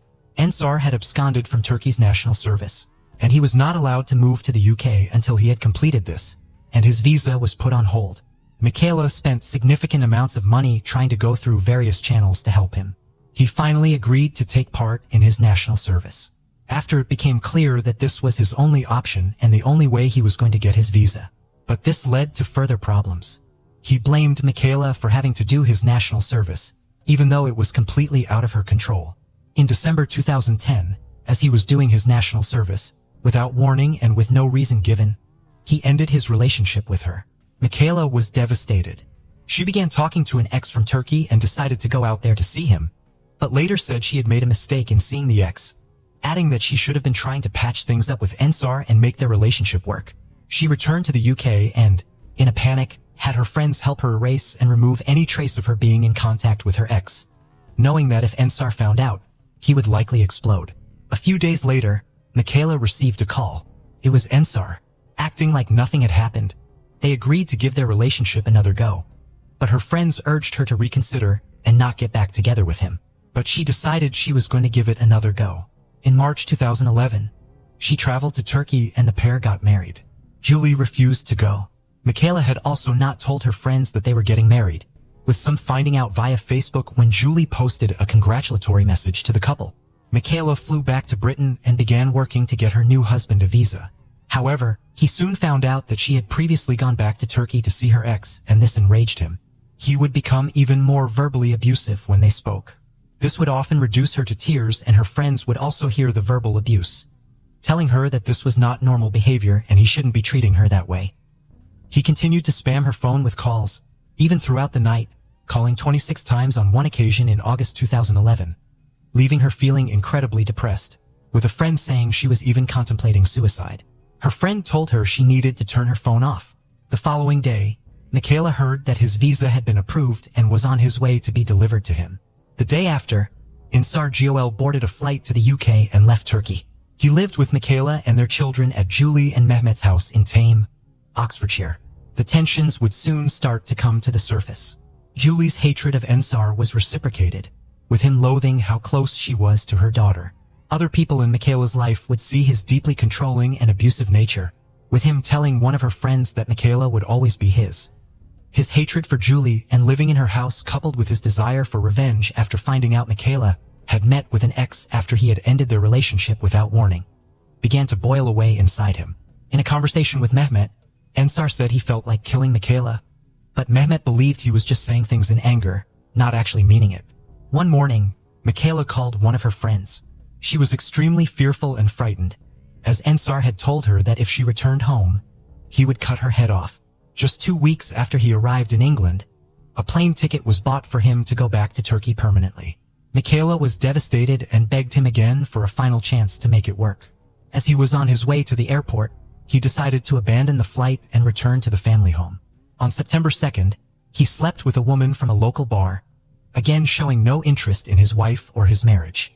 The following day, September 3rd, Ensar slept with the woman again and also consumed a significant amount of alcohol, as well as missing his shift at the local Prizo restaurant. He then went to the takeaway that Mehmet worked at 1:15 a.m. on the morning of September 4th, and asked him if something were to happen to Michaela and Julie. What would happen to the children? Mehmet believed this was nothing more than the alcohol talking. At 2:10 a.m. Ensargil returned to Ayrton Court. Julie and a friend Casey were watching television in the living room while Michaela slept upstairs with their daughter in the room and their son in the room next door. Ensar headed into the kitchen and took a knife from one of the drawers before going upstairs. As he went into the bedroom where his wife and daughter slept, it was here that he launched a terrifying attack, stabbing Michaela repeatedly. Julie and Casey ran upstairs to see what the commotion was. When Julie got to the bedroom, she found Ensar straddling Michaela as he stabbed her in the neck. As she tried to pull him off of her, she slipped and fell onto the floor. Ensar then turned his attention to her, repeatedly stabbing her as he had done to Michaela. Casey was also stabbed 4 times, with one of the knife wounds missing her pulmonary vein by a matter of millimeters. Casey was able to escape the house and run, but Julie wasn't. As she tried to get to the door, she collapsed at the bottom of the stairs, the catastrophic blood loss making her unable to carry on. Sargal then took their 3-year-old daughter and headed off into the night. After hearing the screams, a worried neighbor immediately called the police, and before long, emergency services were on scene. Casey was taken to John Radcliffe Hospital, where she would eventually make a recovery. Julie was found in a fetal position just inches away from the door. Michaela was found in the bedroom. The hunt was now on to find Ensar Gol. He was seen on CCTV walking down the streets, holding his infant daughter in his arms. He was still carrying the knife he had used in the murders, and his clothes had blood spatter on them. He walked to the pizza place where Mehmet worked and shouted, "No one believed me, but I've done it. I've butchered them both." He then put his daughter down on the ground and told Mehmet to take care of her. Mehmet did everything he could to comfort the shaking and traumatized little girl, whilst also calling 999. As he walked around, Ensar called his family in Turkey.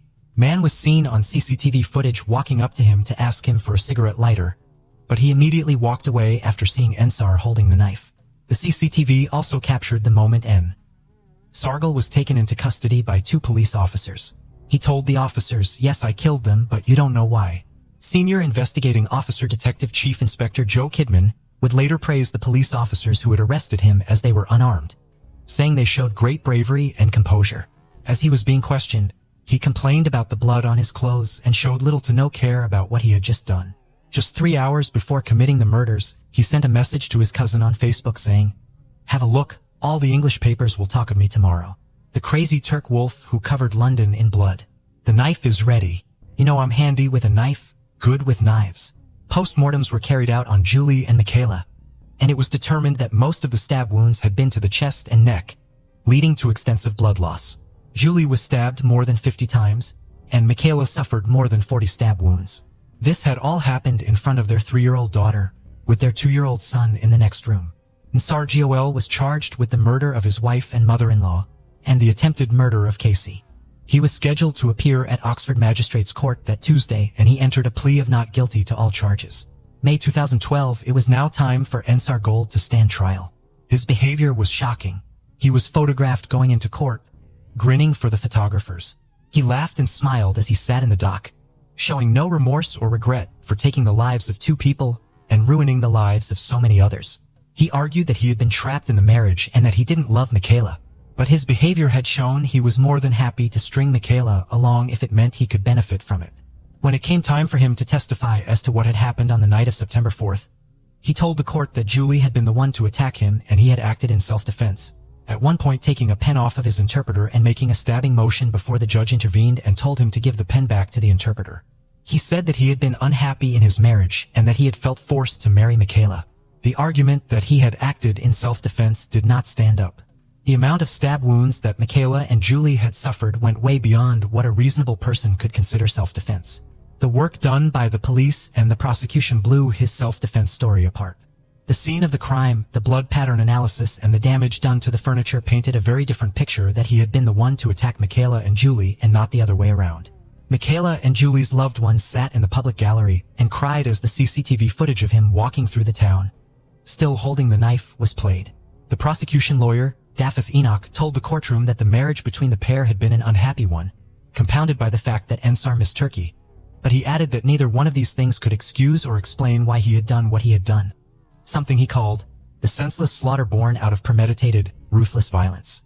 Richard Ruck from the South Central Ambulance Service testified at the trial, saying he would never forget the look in Michaela's eyes, saying it was one of suffering and pain, a look he would take with him to the grave. Casey also testified, saying she had rushed upstairs with Julie after hearing the commotion. She added that testifying in court was the hardest thing she had ever had to do. May 31, 2012. The jury returned their verdict. Ensar Joel was found guilty of the attempted murder of Casey and the murders of Julie and Michaela. He was sentenced to life in prison with 36 years for each murder and 12 for the charge of attempted murder, with these sentences running concurrently. The judge told him, "I have no doubt that you intended to kill your wife Michaela and your mother-in-law Julie. These brutal murders were planned and premeditated. You say you were unhappy here and didn't get on with your mother-in-law. I totally reject any suggestion that anything she said or did provides you with any mitigation. The pain and suffering you have caused to the family will plainly be long-lasting and with them for the remainder of their lives." Ensar nodded and smiled as the sentence was given.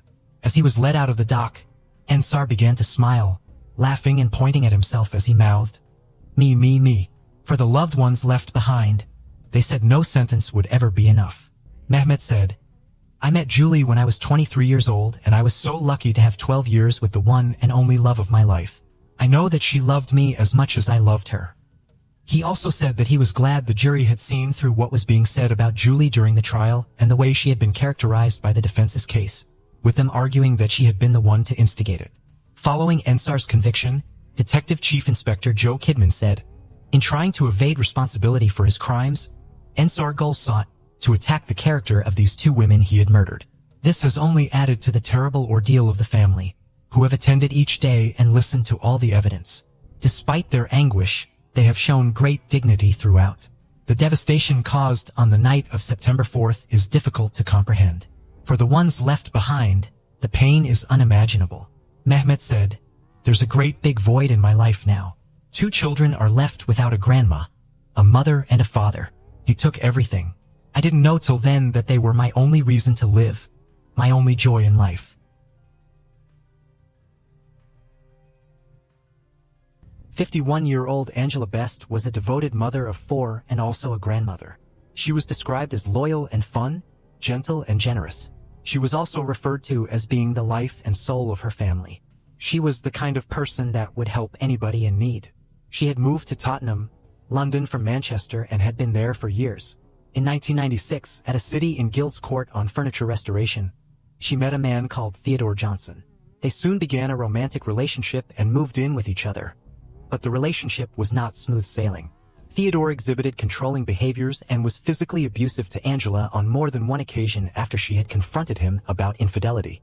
In September 2016, after being together for almost 20 years, a chance discovery would change everything.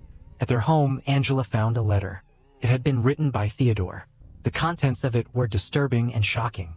He had written out a confession detailing how he had killed a previous partner. Angela was stunned and could not believe what she was reading. This was her partner of nearly 2 decades, someone she had shared so much with and been there for. Knowing that she could not keep this to herself, she decided to confront him. She asked him what this was about and what was going on. He admitted that what he had written was true. He had killed one of his previous partners. But the disturbing confession did not stop there. This was not his only conviction for taking someone's life. 64-year-old Theodore Johnson was originally from Jamaica and was one of 11 children.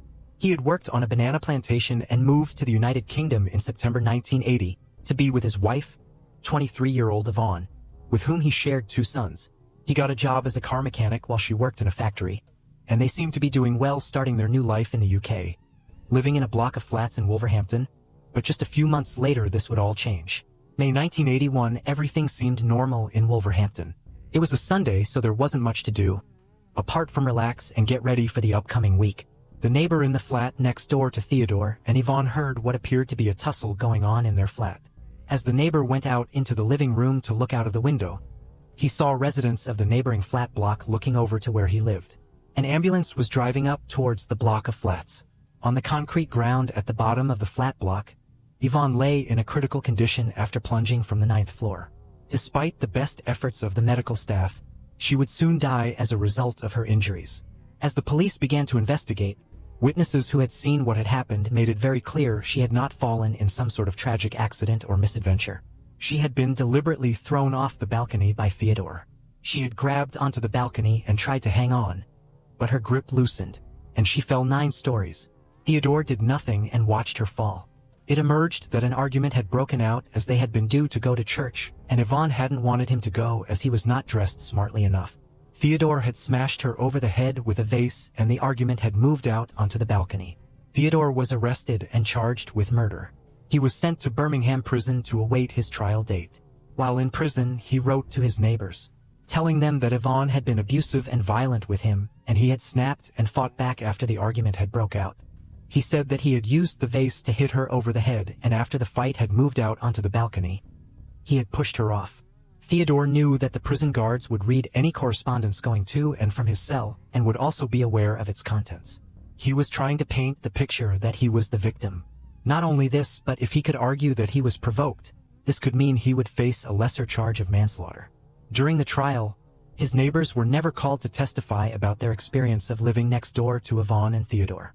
They had never heard any altercations or anything that backed up Theodore's claim of provocation and being abused by his wife. Theodore said that his wife would nag him to do chores, which was something the judge would actually refer to in his sentencing remarks. A police officer would stand up in court and say that Theodore Johnson was a victim of domestic violence. The jury was swayed.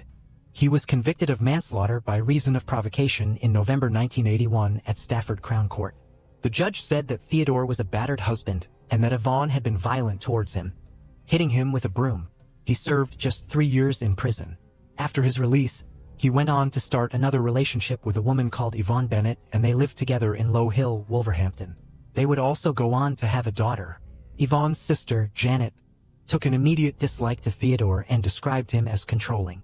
Yvonne would eventually move to Holloway, London, to get away from him. Janet said, "Personally, we didn't get on. We were arch enemies. He was very controlling, which was one of the problems with my sister. He told her who to talk to and where to go. I tried to encourage her to leave him. She went back. That was the whole idea of going to London in the first place. She left him in Low Hill, but he followed her all the way to London. She could not get rid of him. Neither she nor Yvonne knew about his previous conviction." Janet said she had found out from Theodore's family in Jamaica about just how violent he was, and that he had a conviction relating to the death of his first wife. Janet would later say, "They said, 'Get the police involved. This man is dangerous.' I went to the authorities, but they took no notice." Neighbors would say that he kept a very close eye on Yvonne, was very controlling, and they could also hear loud arguments between the two of them. The police would be called out on at least one occasion. Alongside the violence, he would also make threats to harm himself to keep his partners under his control. Yvonne and Theodore eventually separated after he found out she was seeing someone else. But rather than accept the relationship was over, Theodore began stalking her. Yvonne went to the police in Finsbury Park to try and get their help and get him out of the home they shared. Janet also went down to London to help her sister and stayed there for 3 weeks before leaving. A few days later, everything would change. September 1992. Theodore was back at the property on the 6 acres estate in Finsbury Park. Still refusing to leave her alone, he had given her a box of chocolates to try and win her back, which, like all of his other attempts, she refused. Then, while their 2-year-old daughter slept nearby, Theodore strangled Yvonne with his belt. He then called the police from a phone box to confess to what he had done. Within minutes, the police were on scene and found the distraught, crying child just yards away from her mother's body. Nothing could be done, and Yvonne was already dead. They then went on the hunt for Theodore. He would soon come up on their radar, as he had gone to try and end his life in a park in Barnet. But this attempt was unsuccessful. Some investigators believed that this attempt on his life was not a genuine one that was driven by regret over what he had done. More so that it was an attempt to paint himself as a victim and be emotionally manipulative. He was arrested and charged with murder. When the police officers looked into his criminal history, they were stunned to find that he had a previous conviction in relation to the death of another intimate partner. The investigating officers were confident that they would be able to secure a conviction for murder. The legal staff were then asked to go to the Old Bailey courthouse in London, as Theodore Johnson was going to enter a plea. Medical reports were submitted and the prosecution accepted that he had both a personality disorder and depression, evidenced by the attempt he made on his own life. In March 1993, he entered a plea of guilty to the charge of manslaughter instead of murder, and it was manslaughter on the grounds of diminished responsibility. He was given an indefinite hospital order with restrictions under Sections 37 and 41 of the Mental Health Act. The judge described Theodore Johnson as not a violent man. In September the following year, he was already out of the hospital for the first time on an escorted community parole. Stunned members of Yvonne Bennett's family actually saw him on one occasion out with a member of staff.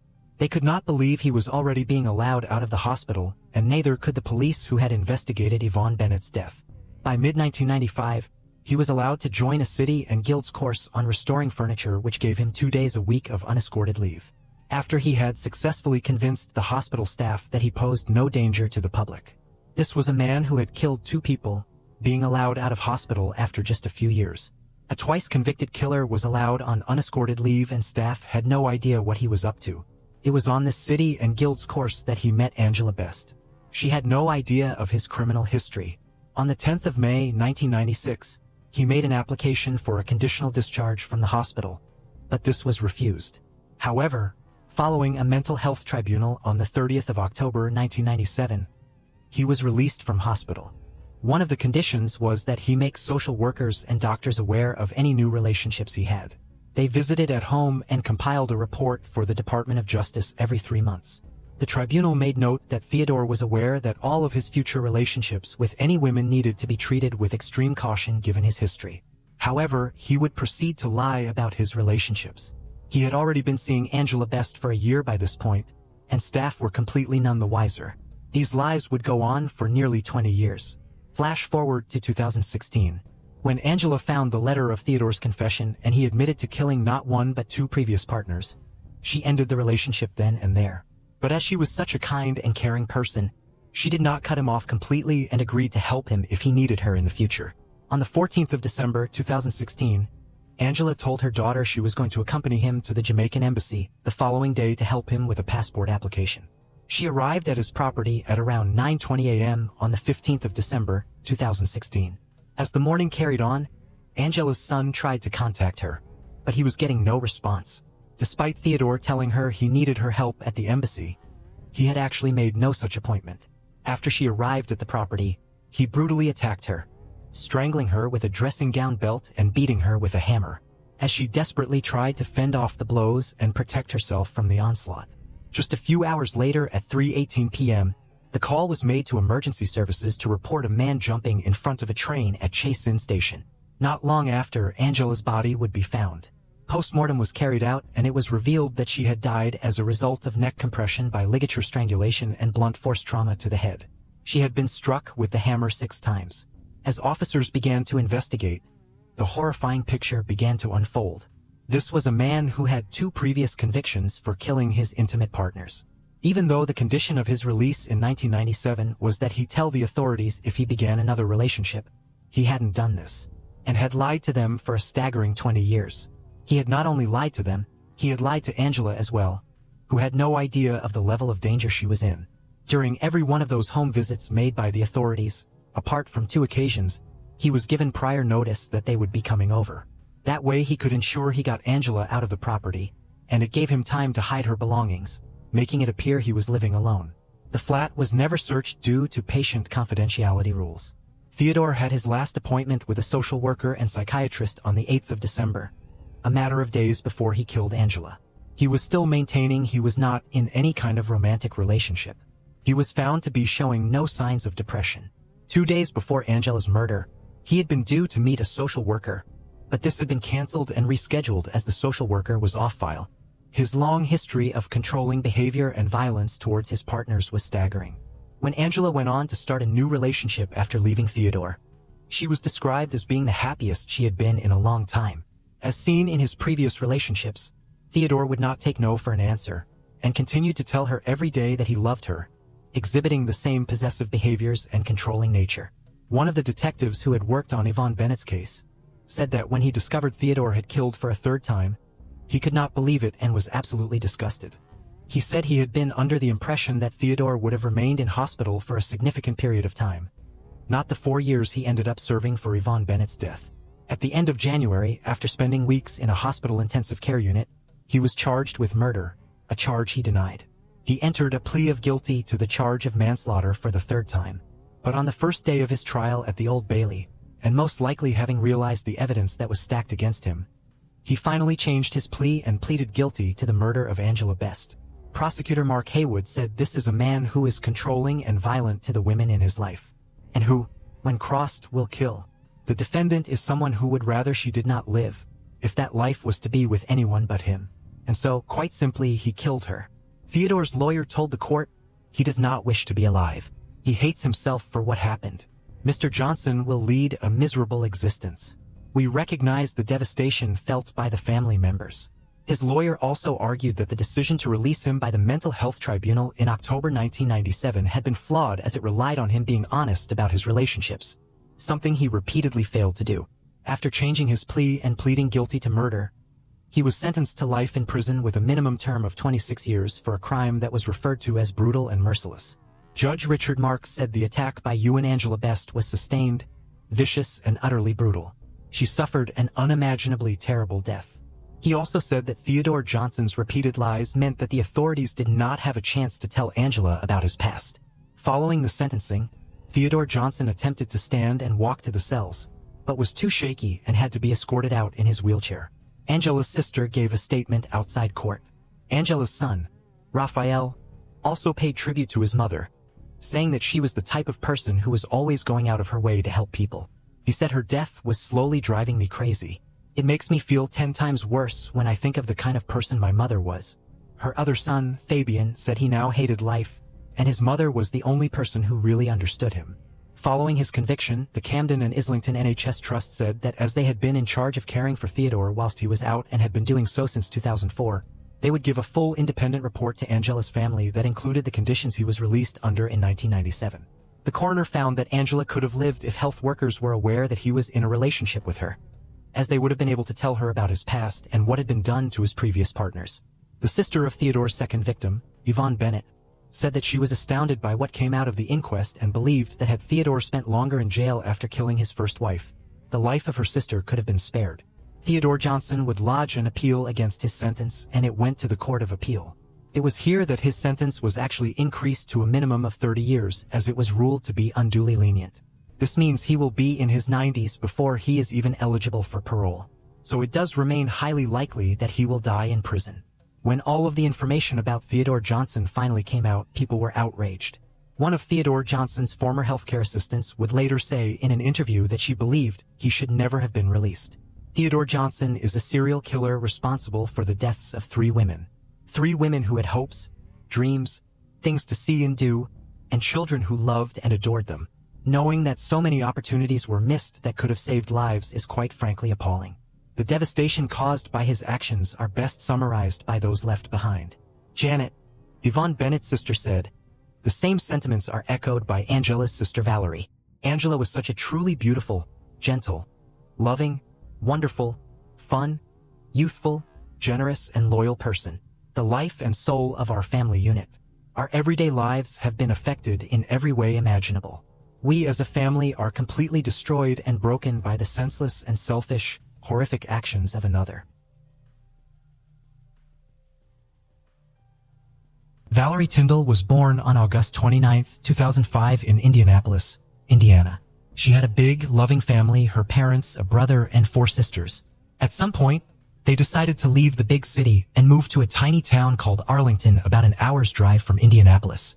With only a few hundred residents, Arlington was a quiet, peaceful, and safe place.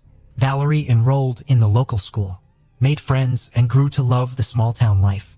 As a teenager, she started taking on various part-time jobs to earn her first paycheck. She initially worked at local restaurants before landing a job with a lawn mowing company. This job was perfect for her. It had a flexible schedule that fit well with her school hours, and operating a lawn mower didn't require any special skills or much effort. By 2023, when Valerie was 17, she was working hard to get good grades so she could get into a college to become a veterinarian. She had loved animals since childhood and had long dreams of becoming a vet. That summer, during her school break, she was busy researching colleges and continued mowing lawns to save up as much money as she could before heading off to college.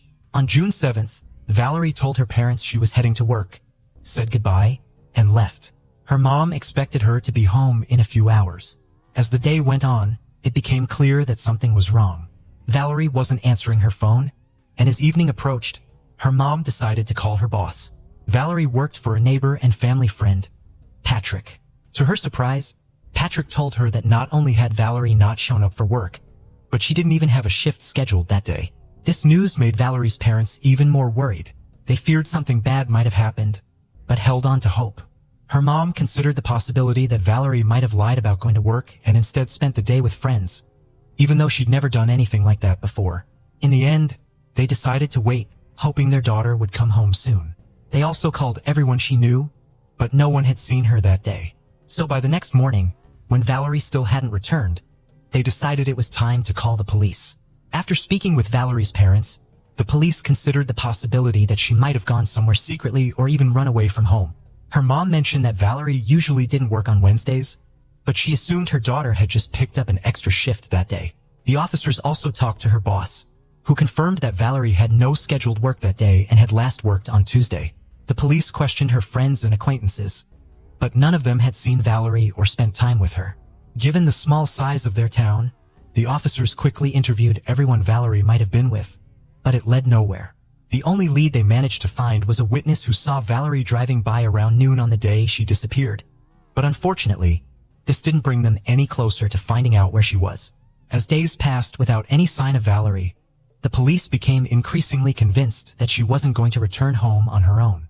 Investigators began focusing on two main theories: that she had either run away or that foul play was involved. Valerie's parents were skeptical about the idea of her running away. There were no issues at home, and she had been working hard in school to achieve her dream of becoming a veterinarian. However, the thought of her running away still gave them a glimmer of hope that she was alive and safe, because the alternative was far worse. For several weeks the police, along with Valerie's family and volunteers, searched tirelessly around their town. Authorities also asked local residents to help locate Valerie's car. The fact that no one had spotted her vehicle in the small town suggested that Valerie had driven it out of Arlington herself, or someone had hidden it. Nearly 3 weeks later, on June 26th, the police finally found Valerie's car parked at an apartment complex in Shelbyville, about 20 miles from Arlington. The license plates were missing and the doors were locked. There were no signs of a struggle or any useful clues inside the car, but detectives quickly uncovered an interesting detail. The apartment complex where the car was found was a client of the lawn mowing company where Valerie worked. Despite this, Valerie's boss, Patrick, had insisted she wasn't scheduled to work that day. The investigators began to suspect that he might be hiding something and started looking more closely at him. After interviewing residents in the area around the apartment complex, they found another witness who had seen Valerie on the day she disappeared. But she wasn't alone. Her boss, Patrick, was in the car with her. Hearing this, the detectives went to question Patrick. He stuck to his story, claiming he hadn't seen Valerie that day. But when the police informed him that a witness had placed him with Valerie and that her car had been found, his story suddenly changed. Patrick admitted that he had indeed seen Valerie that day. According to his new version of events, they met up in Shelbyville and Valerie asked him to drive her to a small town called Homer a few miles from Arlington. She claimed she was planning to run away from home and that someone would be waiting for her there. Once they arrived, Valerie got out of his car and into another vehicle driven by an unknown man, and they drove off together. Patrick added that the next day, he picked up Valerie's car and left it in the parking lot of the apartment complex where the police later found it. He insisted that he was only trying to help her, but investigators quickly spotted inconsistencies in his story. They had already checked the location data from Valerie's phone, which showed that it had last been active in Arlington, not in any other town. This suggested that something might have happened to her in Arlington, and they confronted Patrick with this information. To their surprise, Patrick changed his story again. This time, he claimed that they met near the apartment complex in Shelbyville, after which Valerie got into his car and they drove to his house. He then left Valerie at his home alone when he went to work, and when he returned, she was gone. Naturally, the detectives found this version even less credible than his previous ones. They asked Patrick to hand over his phone and he agreed. The detectives found text messages exchanged with Valerie on the day she disappeared. At 11:23 a.m., Valerie had sent him a message saying, "I'll be there soon," and a few hours later had replied, "Where are you?"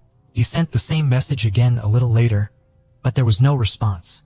All of this raised serious suspicions, and the detectives were highly doubtful of Patrick's truthfulness. They decided to speak with Valerie's parents to ask if they had noticed anything unusual about Patrick's behavior. Valerie's mom shared that Patrick did sometimes act strangely. He had built a close friendship with Valerie, spending time with her outside of work, giving her gifts, and even taking her shopping. Sometimes, the 59-year-old man seemed to behave more like a jealous boyfriend than a boss. However, Valerie's mom didn't take these concerns too seriously. Patrick was a close family friend, and Valerie was friends with his daughter, so her mother assumed he was just being supportive. Yet, one particular incident stood out to her as especially suspicious. Patrick once invited Valerie to visit an aquarium in another city. Her parents allowed her to go, thinking that Patrick was taking his entire family, but they later found out that he went alone with Valerie, which her parents found quite odd. Valerie's mom also mentioned that on the night of June 7th, Patrick and his wife came over to visit their house, where he suggested that Valerie might have run away and might never come back. She also brought up one curious detail that caught the detective's attention. Patrick had been tracking Valerie's phone location through a special app. He claimed this was for work purposes, but the detectives immediately noticed something strange. If Patrick could simply open the app and see where Valerie was, why did he send her several messages asking, "Where are you?" on the day she disappeared? After piecing together all the information, the detectives were nearly convinced of Patrick's involvement in Valerie's disappearance. However, with only circumstantial evidence and no clear idea of Valerie's current whereabouts, they couldn't yet hold him accountable. Still, the police decided to arrest Patrick for providing false statements, as he had broken the law by lying about not seeing Valerie on the day she vanished. He was formally charged, and the police continued to think what to do next. This move was largely driven by the detective's hope that after his arrest, Patrick might eventually tell them the truth, but he continued to insist that he had nothing to do with her disappearance. The next step was to obtain a warrant to search Patrick's home, but this process proved difficult. Without any solid evidence, it took several months. Eventually, the police uncovered another suspicious detail. Several of Patrick's neighbors reported that the day after Valerie disappeared, he dismantled and burned his garage in the middle of the night around 2 a.m. Finally, on October 11th, the police secured a warrant and went to search Patrick's property. His house sat on a vast piece of land with a pond in the middle. For search dogs immediately indicated that there was a sense of human remains coming from the water, so investigators focused their search there. However, no remains were found in the water. The expert suggested that a body might have been near the pond at some point, causing the scent to seep into the water. The police then expanded their search across the property. They requested a helicopter equipped with ground-penetrating radar, and from the data collected, they created a map highlighting areas with some signs of digging. Given the size of the property, the search extended for several weeks. This continued until November 28th, when the police focused their attention on a large pile of construction debris mixed with soil. After clearing the debris, they uncovered 2 wooden crates beneath it. The first contained old VHS tapes and documents, though the police have not yet disclosed their contents. In the second crate, they found human remains wrapped in black garbage bags. The level of decomposition made it impossible to visually identify the person. But the detectives noticed the nails of the deceased were painted in the same color as Valerie's on the day she disappeared. The remains were sent to medical examiners, who quickly confirmed that they belonged to Valerie Tyndall. Following this confirmation, was charged with her murder, and the detectives brought him in for questioning. Now that Valerie's body had been found on his property, Patrick did not deny his involvement. However, his account once again raised serious doubts. According to his account, they met that day near the apartment complex in Shelbyville for work, after which they went to his home, where his office was also located. Patrick claimed that Valerie began to blackmail him. He insisted that she had been trying to seduce him for some time and that on that day she demanded a new car. If he didn't comply, she threatened to tell everyone he had seduced her, destroying his life. Patrick said he panicked and a heated argument ensued, escalating into a physical struggle. In the midst of this, he grabbed his belt and strangled Valerie. Afterward, he moved her body to his office and hid it there. The next day, he went to a store, purchased some wooden boards, and made 2 makeshift coffins. In one, he placed Valerie's body, and in the other, he stored documents and old videotapes. He also wrapped the body in garbage bags and duct tape to mask the odor of decomposition. Patrick then decided to hide the crates in a pit that was already on his property. But he needed something to cover them, so he used the construction debris, which was plenty on his land, and buried the coffins under a layer of soil to secure them. As for the burned garage, the purpose of his action remains unclear. Given that he burned it shortly after the murder and in the middle of the night, it likely has some connection to the crime. Perhaps he needed to destroy certain evidence, and the garage demolition was just a cover for the large fire. It's worth noting that the pit where he buried Valerie's body was only 100 yards from her parents' home, who had been searching for their daughter for almost 6 months. When police asked him how he felt after committing the murder, Patrick calmly stated that nothing in his life had really changed. Naturally, the detectives were skeptical of his entire story. It all seemed like Patrick was trying to portray himself as the victim, justifying his actions by claiming he was being blackmailed. A far more likely scenario was that Patrick had been ingratiating himself with Valerie for some time, hoping for a romantic relationship. On the day of the murder, he might have brought her to his home and attempted to initiate an intimate encounter. But when Valerie refused, he panicked at the thought she might tell her parents and decided to kill her. Another detail that cast doubt on Patrick's version of events was the testimony from Valerie's relatives. They mentioned that she loved her car and even said once that she wanted to drive it for the rest of her life. This made Patrick's story about being blackmailed for a new car seem even less believable. After charges were brought against Patrick, detectives uncovered several more intriguing pieces of evidence that further built the case against him. A thorough examination of his smartphone revealed that shortly after arriving home on the day of the murder, Patrick began deleting apps from his device. Although he failed to remove his health app, which recorded a significant spike in his heart rate for several minutes shortly after his arrival. Investigators believe that this was the moment when he killed Valerie and moved her body. Patrick also admitted to disposing of the license plates from Valerie's car and her keys by throwing them into a river, intending to make it harder for the police to locate the vehicle. He also revealed a chilling detail. After strangling Valerie with his belt, he just put it back on and continued wearing it as if nothing had happened. The victim's parents were devastated to learn that their neighbor and friend was her killer. They admitted that they had never truly believed Patrick was involved, despite his strange behavior. It's important to note that detectives had kept most of the information from the parents to avoid compromising the investigation. So many details only came to light after Patrick's arrest.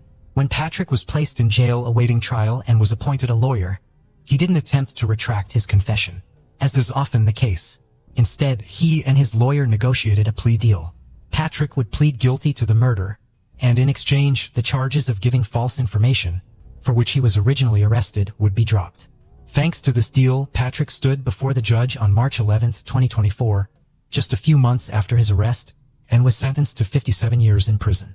While the victim's family didn't have to endure years of waiting for the trial and the defense's attempts to justify Patrick's actions, the plea deal came with a significant drawback.